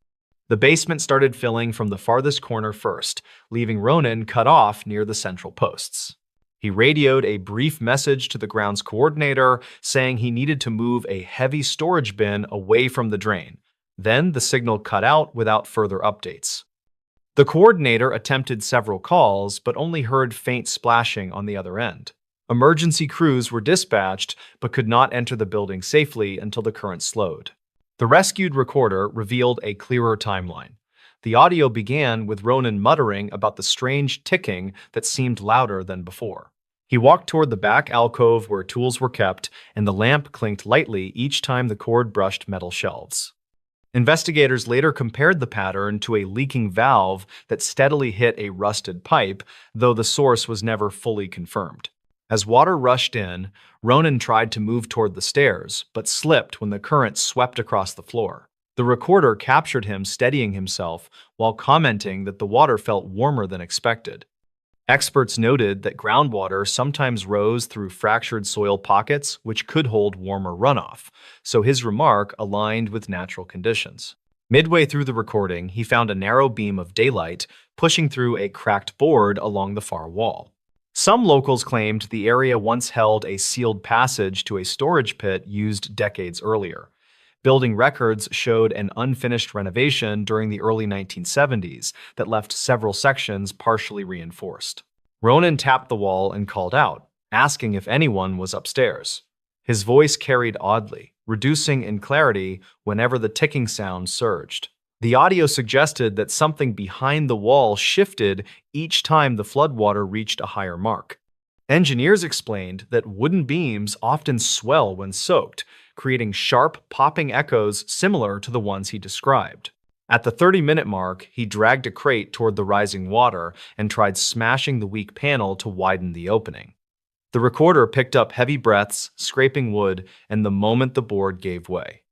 A rush of air shot through with a hollow tone that made investigators replay the segment multiple times. Behind the panel lay an older pump pit that had been sealed off for safety. Ronan climbed inside, believing it sat higher than the basement floor. Archival diagrams showed the chamber was once used for heating lines, though it had been disconnected long before. The space offered only a few inches of clearance from the ceiling, but Ronan seemed convinced it could buy some time. The recorder captured him trying to describe what he saw inside. He mentioned rows of iron hooks mounted on support beams and a narrow ledge carrying dusty jars. No records exist explaining why those hooks remained in a decommissioned space. A retired groundskeeper told investigators that the pit might have stored repair equipment during early construction, but could not recall exact details. Water rose into the chamber faster than Ronan expected. He climbed onto an overturned crate and kept speaking to the recorder while shining his lamp at the far corner. The ticking noise seemed louder than ever, echoing as if bouncing off several close surfaces rather than one. Audio analysts believed multiple metal components vibrated under sudden pressure, which could create overlapping pulses similar to a rapid knock. Near the end of the recording, his tone changed. He said he saw movement near the jars, describing a shifting ripple that matched the lamp beam. Researchers proposed the jars trapped pockets of air under their lids, creating bubbles as the temperature changed. The motion could have startled him, since dim light often distorts reflections on rising water. Moments later, the crate under him tipped, and he fell against the recorder shelf he had brought into the chamber. The splash nearly drowned the microphone, but it kept capturing faint sounds. He shouted toward the cracked entry, saying the current was pulling through the opening as if water drained toward a lower point. Engineers later found a small section of rotted flooring under the pit that had collapsed, allowing water to rush downward into a deeper cavity. The final clear segment recorded Ronan calling out that he could feel the floor shifting. Then there was a sharp crack, followed by a sudden roar as part of the lower structure gave way. The audio ended with a rush that matched water pouring through unstable timber. Rescue crews found no sign of him once the flood receded, and the cavity beneath the pit remained too unstable for deeper searches. Investigators concluded that he was likely swept into a collapsed subchannel formed by decades of erosion. The ticking sound remained the only unexplained detail, though most experts agreed it was probably a combination of pipes, swollen beams, and loose metal vibrating under pressure. The church was later reinforced, and the basement was sealed for safety. Some volunteers claimed they still heard faint rhythmic taps during heavy rain, though that was never verified. The recorder was stored with the case notes, serving as the only account of what happened beneath that flooded floor. In the years since, Ronan's family kept a quiet memorial near the creek trail where he liked to walk after work. They said they preferred believing he fought hard to find a way out during those final minutes. The recording remains a reminder of how quickly familiar places can change when hidden parts of old structures finally give out. The terrifying pattern behind these abandoned campsite calls. In late autumn of 2019, a string of abandoned campsite calls started showing up on a small county dispatcher log. Every call sounded like someone was trying to describe the same quiet forest sound before abruptly going silent. The pattern only became clear after a ranger reviewed the recordings weeks later. Kalen Drew was 37 and worked as a seasonal ranger who covered a stretch of woodland near an old reservoir. He spent most mornings checking trail markers or reminding campers to store food safely, and he usually finished his route by early afternoon. On the day he first heard about the calls, he had planned to photograph a ridge for a new map update. He stopped by the dispatch office before heading out and saw a printout listing 3 short, incomplete calls that all came from similar tower coordinates. Each call ended in under 30 seconds and contained the same low tone in the background. The dispatcher remembered the callers sounding unsure about what they were hearing, which caught Kalen's attention because the region rarely had unusual wildlife activity. He drove toward the reservoir and parked near a small access gate. Weather reports later noted a strong cold front moving toward the area that afternoon, which often caused strange echoes through narrow valleys. The air already felt heavy and carried a distant metallic note that he assumed came from shifting ice across the water. When he reached the ridge trail, he noticed a flattened tent tucked beside a cluster of pines. The soil around it showed no clear footprints, and the fabric was still clipped to its frame. Rangers who reviewed his photos said the campsite looked abandoned only hours before he arrived, with gear left in positions that suggested a fast exit without packing. Inside the tent, he found a small radio with its battery drained. The dial was set to a frequency used by hikers for quick contact with nearby groups. Witness statements later mentioned faint chatter from that channel the night before, though no confirmed calls were logged until the 3 incomplete ones. Kalen moved farther down the trail and checked another clearing where a second campsite usually stood. The fire ring remained warm enough to fog the air around it. He found 2 chairs facing the tree line, as if someone had been listening closely moments before leaving. A plastic cup lay on its side next to a torn page from a pocket notebook. The page mentioned a distant pulsing sound that seemed to circle the campsite every hour. It also described a pattern that felt too steady to be natural wind through the branches. The writer noted that the pulses came in groups of 5 with a long pause after each set. For investigators, this matched the rhythm captured in the dispatcher recordings. Kalen radioed the office and asked whether any search notices had been filed for missing hikers. The office replied that no one had made any formal reports in recent days. He mentioned the pattern described in the notebook, and the dispatcher paused before, saying that the background tone in the calls also repeated in sets of 5. That confirmation changed the tone of his search. He decided to follow the faint footpath leading toward the reservoir where old service sheds once stood. According to archived land use files, the sheds stored equipment decades earlier, though most were dismantled after a flood damaged the road leading to them in the late 1980s. Only one partial frame remained near the waterline. As he approached the shed, he heard the same pulsing pattern drifting across the trees. Each pulse carried a hollow ring, followed by a soft, fading echo that sounded almost metallic. Engineers later suggested the noise could have been produced by a loose buoy chain hitting a submerged metal bracket as the water level rose and fell under shifting wind. The door of the shed was half open. Inside, he found another tent footprint pressed into the dirt, along with scattered cans and a small portable stove. A bright orange hiking pack sat against a beam with straps still buckled. According to later interviews, this pack belonged to a group who had passed the station 2 days earlier, though they were eventually found safe in another county after leaving early to avoid the cold front. The surprising detail came from a small recording device attached to the front pocket of the pack. Its red indicator was still blinking, suggesting it had made a short call before running out of power. Kalen played the final segment and heard the same pulsing sound, followed by a strained voice saying a single phrase. The voice said something was moving between the campsites in perfect rhythm with the pulses. He carried the device outside and tried matching the recorded pulses with the sound over the reservoir. The rhythm aligned almost perfectly. When the wind shifted, the pulses grew softer but remained evenly spaced. He noted that every time a pulse hit a louder point, the surrounding birds went silent. Biologists later confirmed that sudden pressure changes around water can startle local wildlife into brief, quiet spells. Kalen searched the shoreline for any sign of the missing hikers mentioned in the notebook. He found only a narrow trail in the reeds that ended near a cluster of driftwood. The mud showed small divots spaced evenly apart. Experts believed these came from someone running across wet ground while carrying a loaded pack. The stride pattern suggested urgency rather than a casual hike. He followed the trail until he reached a rocky ledge where the water carved a narrow inlet. There, he discovered a portable lantern resting on a flat stone with its light still flickering on a dying battery. Someone had placed it carefully, facing outward toward the water as if signaling for help. Kalen turned it off to preserve the battery and noticed fresh scratches on the stone beneath it. The scratches showed the same 5-count pattern seen in the notebook. Investigators believed the marks indicated someone trying to track each pulse while waiting for the next.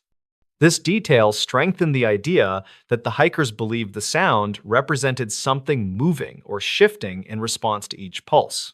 Kalen radioed the office again and described everything he found. The dispatcher admitted that the 3 abandoned calls also ended right after the 5th pulse in each cycle.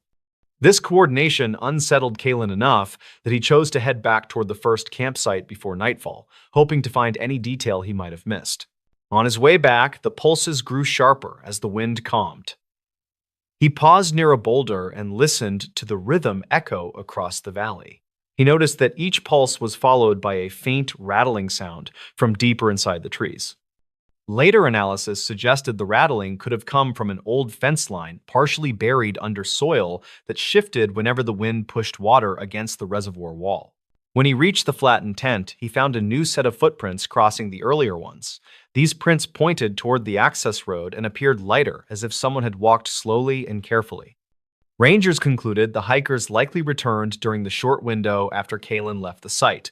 They probably wanted to avoid the falling temperature and chose the closest route out.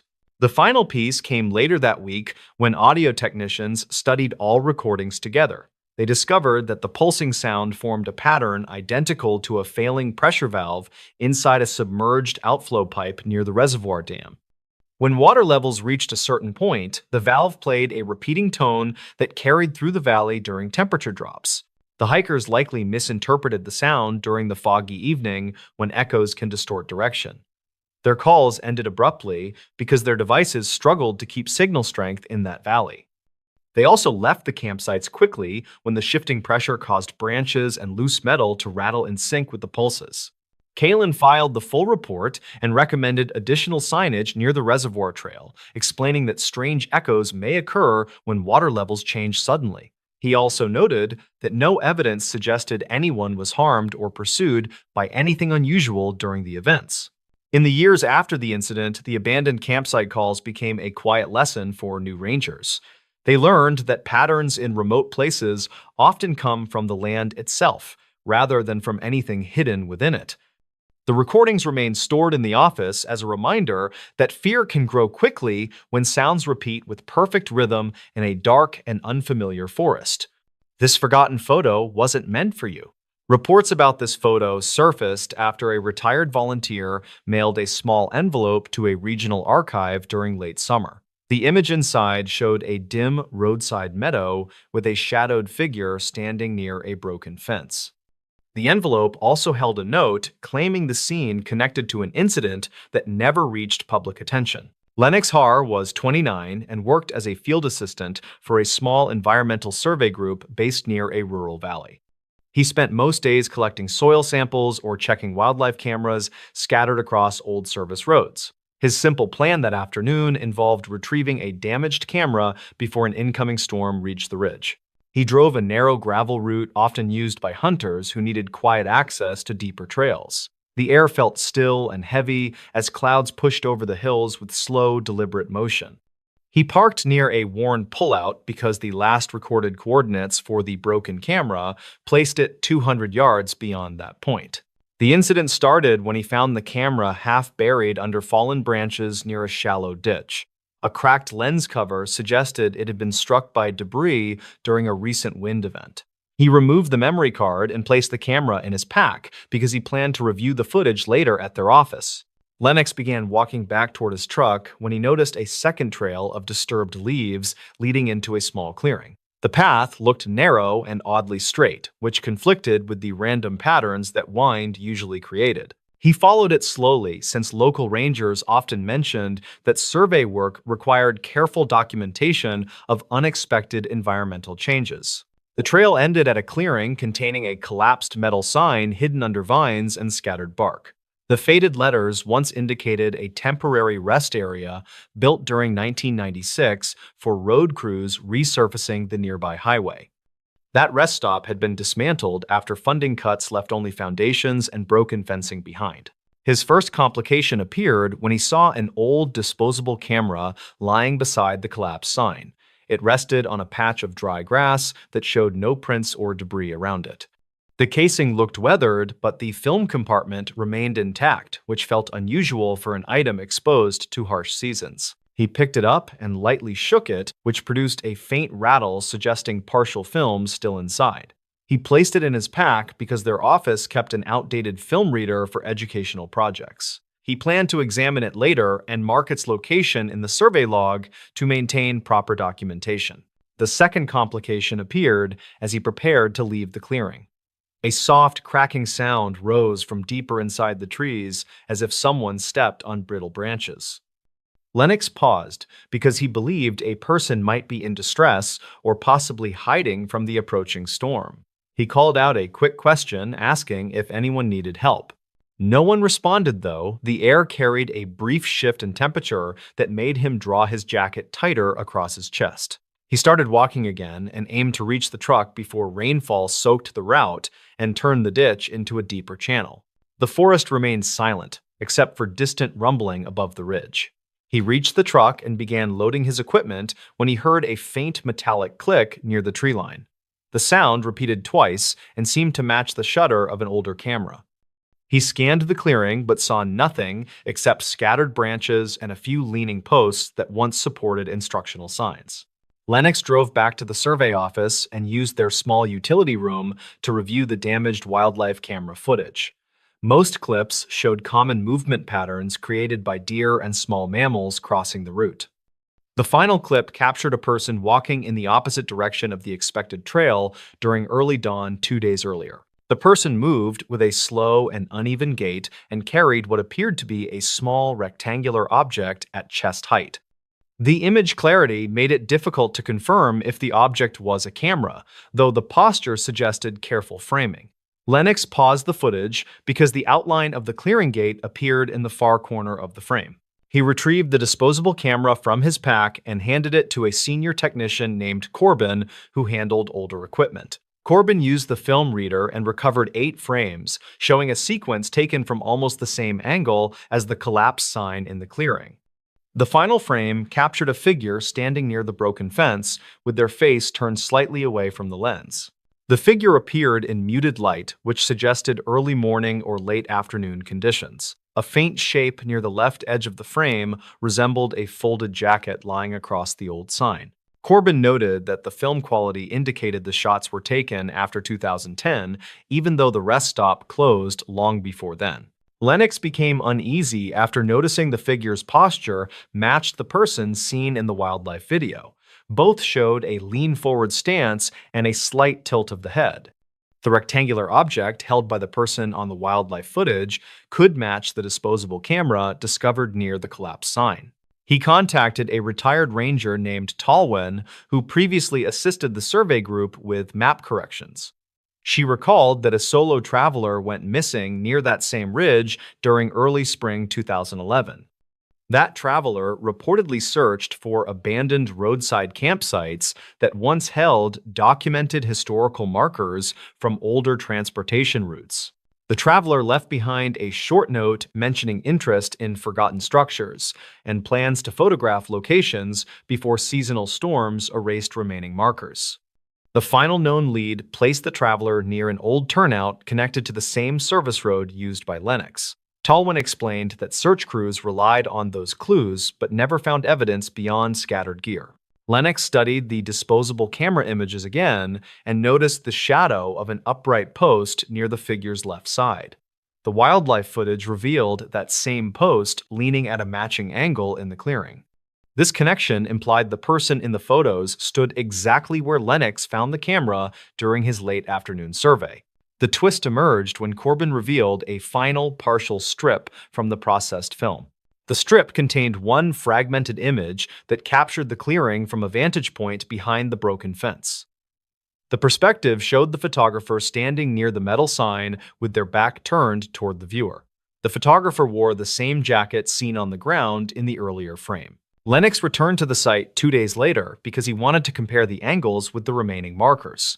The ground around the collapsed sign showed faint indentations consistent with footprints older than a week but newer than a full season. Thin grass leaned toward the ditch as if someone had stood in the area while shifting weight repeatedly. He moved toward the broken fence and found a small rusted clasp lodged between 2 boards.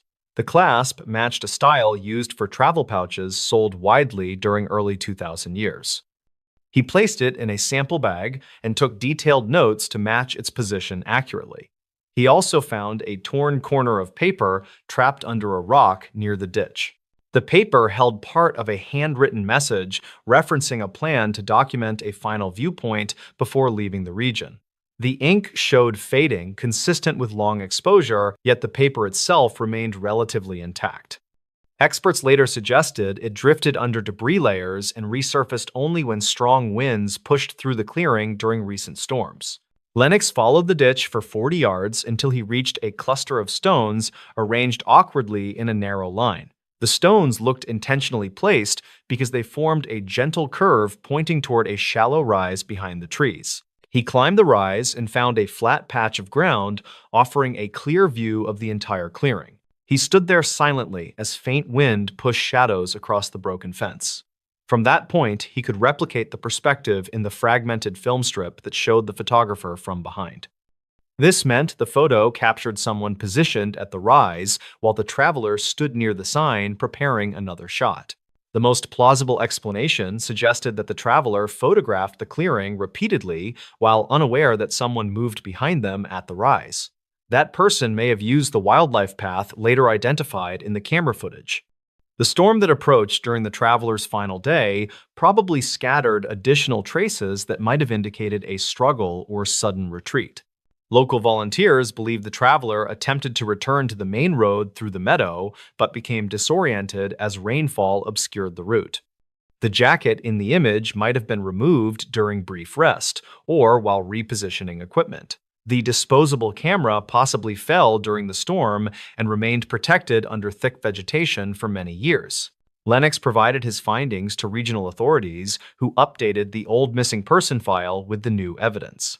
They identified the figure in the wildlife footage as likely matching height estimates from the 2011 case. The possibility of a second person at the scene remained unresolved, though rangers suggested a passing hiker might have crossed paths unintentionally. The forgotten photo carried eerie weight because it revealed the photographer moments before an undocumented event shifted the path of their final hours. The image never showed clear danger, yet implied a presence that remained unaccounted for in any official record. Investigators believed the most reasonable conclusion involved miscommunication and lost orientation rather than malicious intent. Lennox visited the clearing once more during early autumn because the survey group needed updated vegetation samples. He said the place felt calmer, yet still held a quiet sense of unfinished memory. The broken fence leaned further, and the collapsed sign sank deeper into the soil, though the meadow continued growing around them with steady resilience. In the end, the forgotten photo reminded everyone that rural trails often hold small, disconnected moments preserved by chance. A misplaced camera or silent witness can carry fragments of a larger story that fades as seasons shift across old routes. The truth behind the traveler's final steps may never be fully known, though the evidence now fits a clearer pattern that respects both logic and the limits of memory. A night guard who returned after vanishing years ago. In archived reports kept by a regional security contractor, supervisors noted an unusual case involving a night guard who vanished during one shift. Those same archived notes later recorded his unexpected return many years after that first unexplained disappearance. The story centers on Marlon Givens, a 38-year-old security guard working occasional contracts in a sparse industrial district outside a small desert town. He had taken a temporary assignment at a storage yard that kept older medical equipment and assorted surplus materials locked behind tall fences. He expected a quiet night and hoped to finish the shift without trouble. He planned to log routine patrols, drink his thermos coffee, then head home before sunrise. The incident began when he noticed a flicker of light near a row of rusted supply sheds about an hour after midnight. He thought it might be a loose fixture triggered by the wind, although the air felt still inside the yard. He walked toward the sheds with a steady pace while radioing dispatch to confirm no technicians were scheduled to visit overnight. The flicker repeated, and Marlon heard a sharp tapping sound echo through the quiet yard. He paused near the first shed and pressed his hand against the metal door, which felt strangely warm against the cool desert air. He reported hearing faint movement inside, which made no sense because the contents were supposed to be packed and sealed for months. According to later witness summaries, the yard manager arrived early next morning and found Marlon's patrol notes abandoned on a bench near the chain-link gate. His radio lay beside the notebook with the transmit button jammed downward. There were no clear footprints leading out of the yard, only one faint trail that ended near the same shed Marlon had investigated hours earlier. Authorities searched the grounds for several days using dogs and volunteers drawn from nearby businesses. Archived dispatch recordings captured Marlon's final transmission. He said the shed door felt unlocked even though he remembered spinning the latch earlier. He said something inside the shed kept tapping on the metal wall as if following his movements from the outside. Investigators later reviewed the door hardware and found no sign of forced entry or tampering. Marlon's family filed missing person reports and continued pressing for updates during the following years. Every lead turned uncertain once investigators checked physical evidence. A traveler claimed he had seen someone resembling Marlon near a border town in 2008, but the description stayed vague. Another tip in 2012 involved security camera footage from a bus station where a man with a similar build boarded a westbound route. The man kept his face turned from the camera, and analysts could not confirm the match. 17 years passed before anything changed. A new manager for the same storage yard took over operations and hired a small crew to clear dust and replace older inventory tags. One crew member, named Tessa Brigham, found a narrow maintenance corridor behind a row of stacked machinery crates. The corridor had once been used for wiring checks, although updated systems had made it unnecessary. The entrance had been partially covered by a sliding panel warped from heat and age. Tessa called the manager because she saw a folded jacket tucked against the back wall. Inside the jacket pocket, she found an employee ID card bearing Marlon's name and an outdated photo. The fabric looked almost pristine, which surprised her because the corridor showed signs of long-term neglect. Dust clung to exposed wires, and small fragments of insulation lay scattered across the floor. The jacket seemed placed recently rather than left untouched for years. The manager contacted local authorities who reviewed historical records from the yard. They measured the space and documented the temperature difference inside the narrow corridor compared with the surrounding building. The air felt noticeably cooler inside the corridor, even though the desert heat pressed heavily against the outer walls. Investigators found no living space or hidden compartment, only a cramped passage that appeared unused since before Marlon vanished. 2 weeks after the jacket discovery, a driver passing the front entrance claimed she saw a figure limping along the outer fence line just after sunset. She described a tall man wearing a faded uniform shirt with an older-style security patch stitched onto the sleeve. She slowed her car and watched the figure stop at the gate, then turned sharply toward the side road before disappearing behind a cluster of abandoned trailers. Deputies searched that area before finding fresh footprints beside a short length of broken fence. The prints matched the approximate boot size listed on Marlon's original employment form. A pair of partial handprints smudged the dusty trailer door, yet the angle suggested someone had steadied themselves carefully instead of forcing the door. 3 nights later, a clerk at a gas station about 2 miles away reported a strange encounter with someone she believed might be Marlon. She said the man stepped inside wearing a sun-bleached jacket and carrying a small spiral notebook. His face appeared drawn and tired, and he avoided eye contact except when asking quietly if the station still hired overnight help. The clerk stepped away briefly to notify her supervisor, then returned to find the man gone. Security video confirmed the visit, but provided only a grainy view of the figure as he exited the building.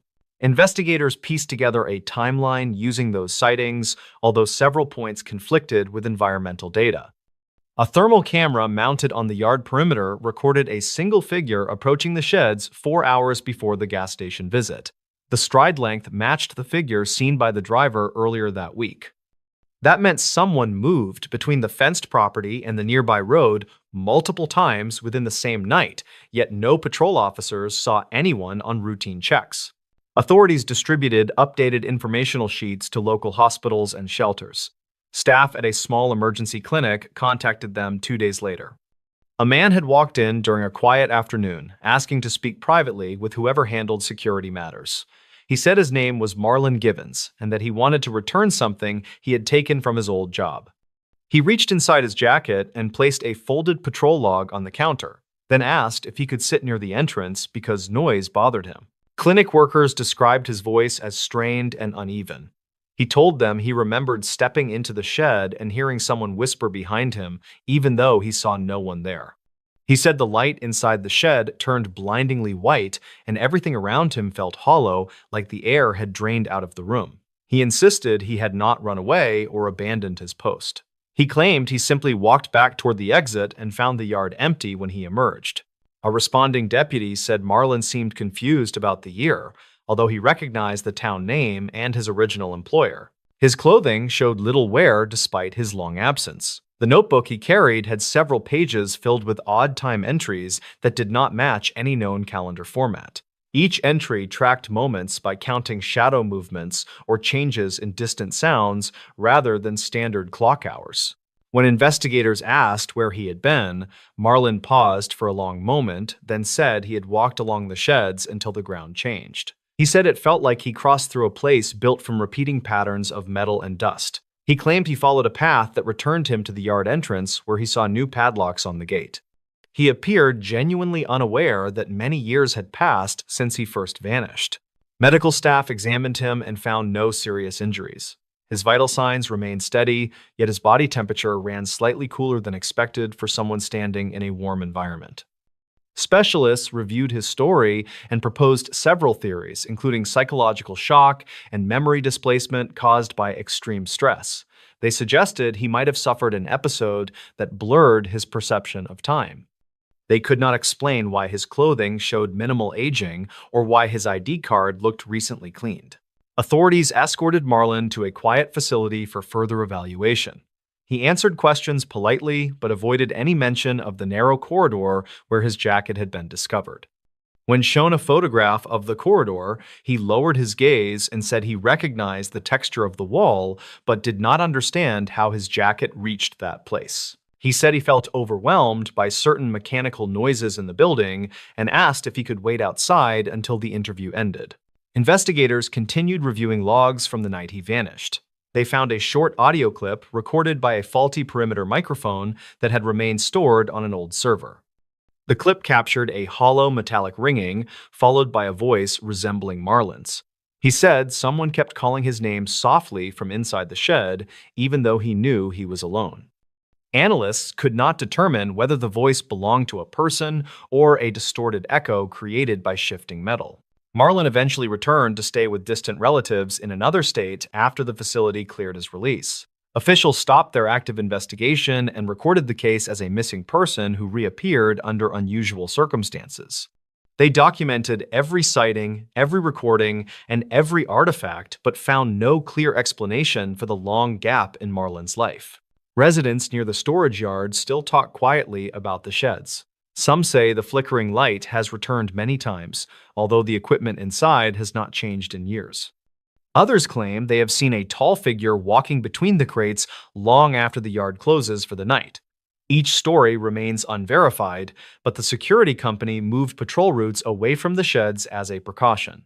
The case leaves more questions than answers. Marlin lives quietly and avoids discussing the event except when officials request brief statements. He says he feels grateful for ordinary routines and tries not to dwell on the missing years. He still believes he only stepped into the shed for a short moment and returned to find the world changed around him. No clue in the case? Check the basement steps. Archived county summaries about a stalled investigation often mention one note written in shaky handwriting by a frustrated detective. The note said, investigators found no lead strong enough to explain a disappearance until someone suggested checking the basement steps. The account follows Rowan Latchford, a 34-year-old property inspector assigned to evaluate older rental homes in a quiet valley town. Rowan spent that week finishing reports for a company that kept tight schedules, and he hoped the final inspection would be quick. The house sat on a narrow road lined with cottonwoods, and he expected nothing unusual inside the small structure beyond routine wear and dusty vents. Trouble began when he entered the house near midday and noticed an open binder on the kitchen counter. The binder belonged to the previous tenant, according to later interviews, and held receipts mixed with scattered pages of personal notes. Rowan reached for the binder and heard a faint scrape from somewhere under the floor. He thought it might be a loose pipe, although the sound repeated with a steady pattern that did not resemble typical settling noises. He walked through the living room and found a trap door leading to a basement lit by a single bulb. He descended halfway before stopping because the air felt colder than expected in a dry climate. According to the official interview he filed that afternoon, Rowan stepped onto the second wooden stair and felt a gentle vibration run through the structure. He called out to check whether anyone stayed below. Investigators later confirmed the basement held only boxes, an old dryer, and a short tool bench. Yet Rowan insisted he heard someone move through the darkness as if sliding an object across concrete. He backed away carefully and climbed to the kitchen, where he took several photos for his report. While doing so, he noticed a narrow gap beside the fridge that revealed part of the basement wall. The gap looked new, almost as if someone had cut into the plaster recently. That evening, Rowan delivered his standard paperwork to the office, and the supervisor added the file to a growing set of documents about the property. 3 people had rented the house during the decade before Rowan visited, and each left after short stays. One renter never picked up her final deposit refund. Records noted she vanished during late summer of 2007 after calling a friend about strange noises under the floor. A local deputy remembered limited details about that older case because the missing renter left few personal items.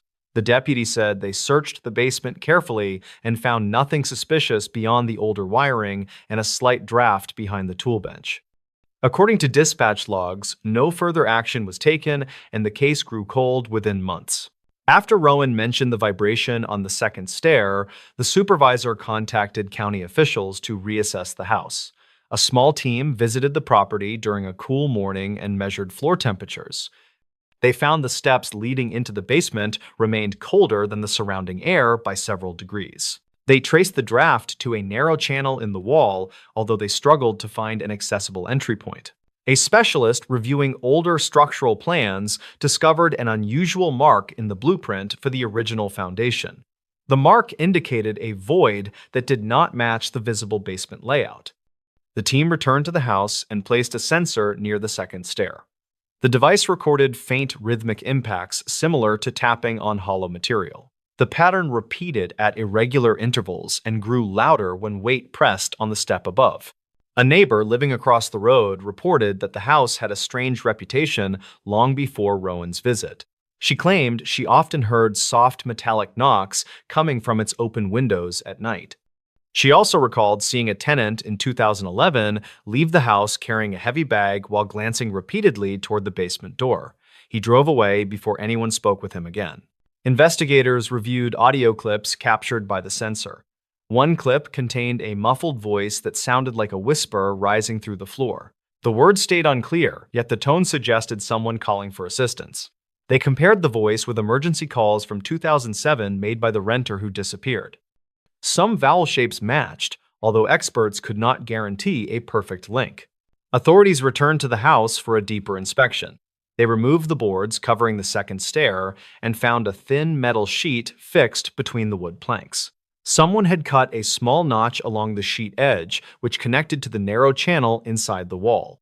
A slight draft rose through the notch as if air flowed from a lower space that had not been mapped. They shifted equipment and followed the channel downward with a fiber camera. The footage showed a cramped void between concrete barriers filled with tangled wires, scraps of fabric, and a scattering of small objects. One object looked like a bracelet that matched a description listed in the old missing person report. Investigators enlarged the image and confirmed its distinctive pattern from archived photos provided by the renter's family. Workers pried open a section of the wall and expanded the narrow channel enough for entry. They climbed inside and found a small step cut into the concrete, leading deeper than expected. The air remained chilly even though the day felt warm outside. The step descended into a pocket shaped like an unfinished room. At the center, they discovered a collapsed wooden frame and two crates holding personal items, including a journal. The journal dated back to 1999 and belonged to an earlier tenant who left the property without notice. The entries grew increasingly erratic and described nightly tapping under the stairs. He wrote that the sound followed him through the house as if tracing his footsteps. His final entry stated he planned to investigate the second stair because he felt certain a cavity existed beneath it. Forensic teams examined the cavity thoroughly and found soil marks that suggested someone had crawled through the space multiple times. They also found clothing fibers matching samples from the tenant who vanished in 2007. However, they found no conclusive physical evidence at the deeper end of the cavity. The space narrowed until only loose dirt filled the final few feet. Rowan learned about the discovery from the supervisor, who praised his attention to detail. He struggled to sleep for several nights after hearing how closely the clues linked to the missing cases. He returned to the property only once during the follow-up inspection and avoided stepping on the stairs. He said the air still felt heavier near the second step, even with investigators present. Officials eventually released updated statements explaining that structural faults created a hidden path that may have trapped someone inside the cavity years earlier. They admitted uncertainty about the full timeline because evidence remained fragmented. They documented every item found in the void and closed access permanently to prevent future incidents. Neighbors continue sharing quiet theories about the lingering sounds. Some claim new tenants reported faint taps during late hours even after the cavity was sealed. Others believe the vibrations were caused by shifting soil and older pipes reacting to temperature changes. None of those theories explain the whispered voice caught on the sensor or the matching bracelet found below the steps. Rowan still works as an inspector and avoids discussing the case with coworkers. He says the lesson stayed simple. When a property offers no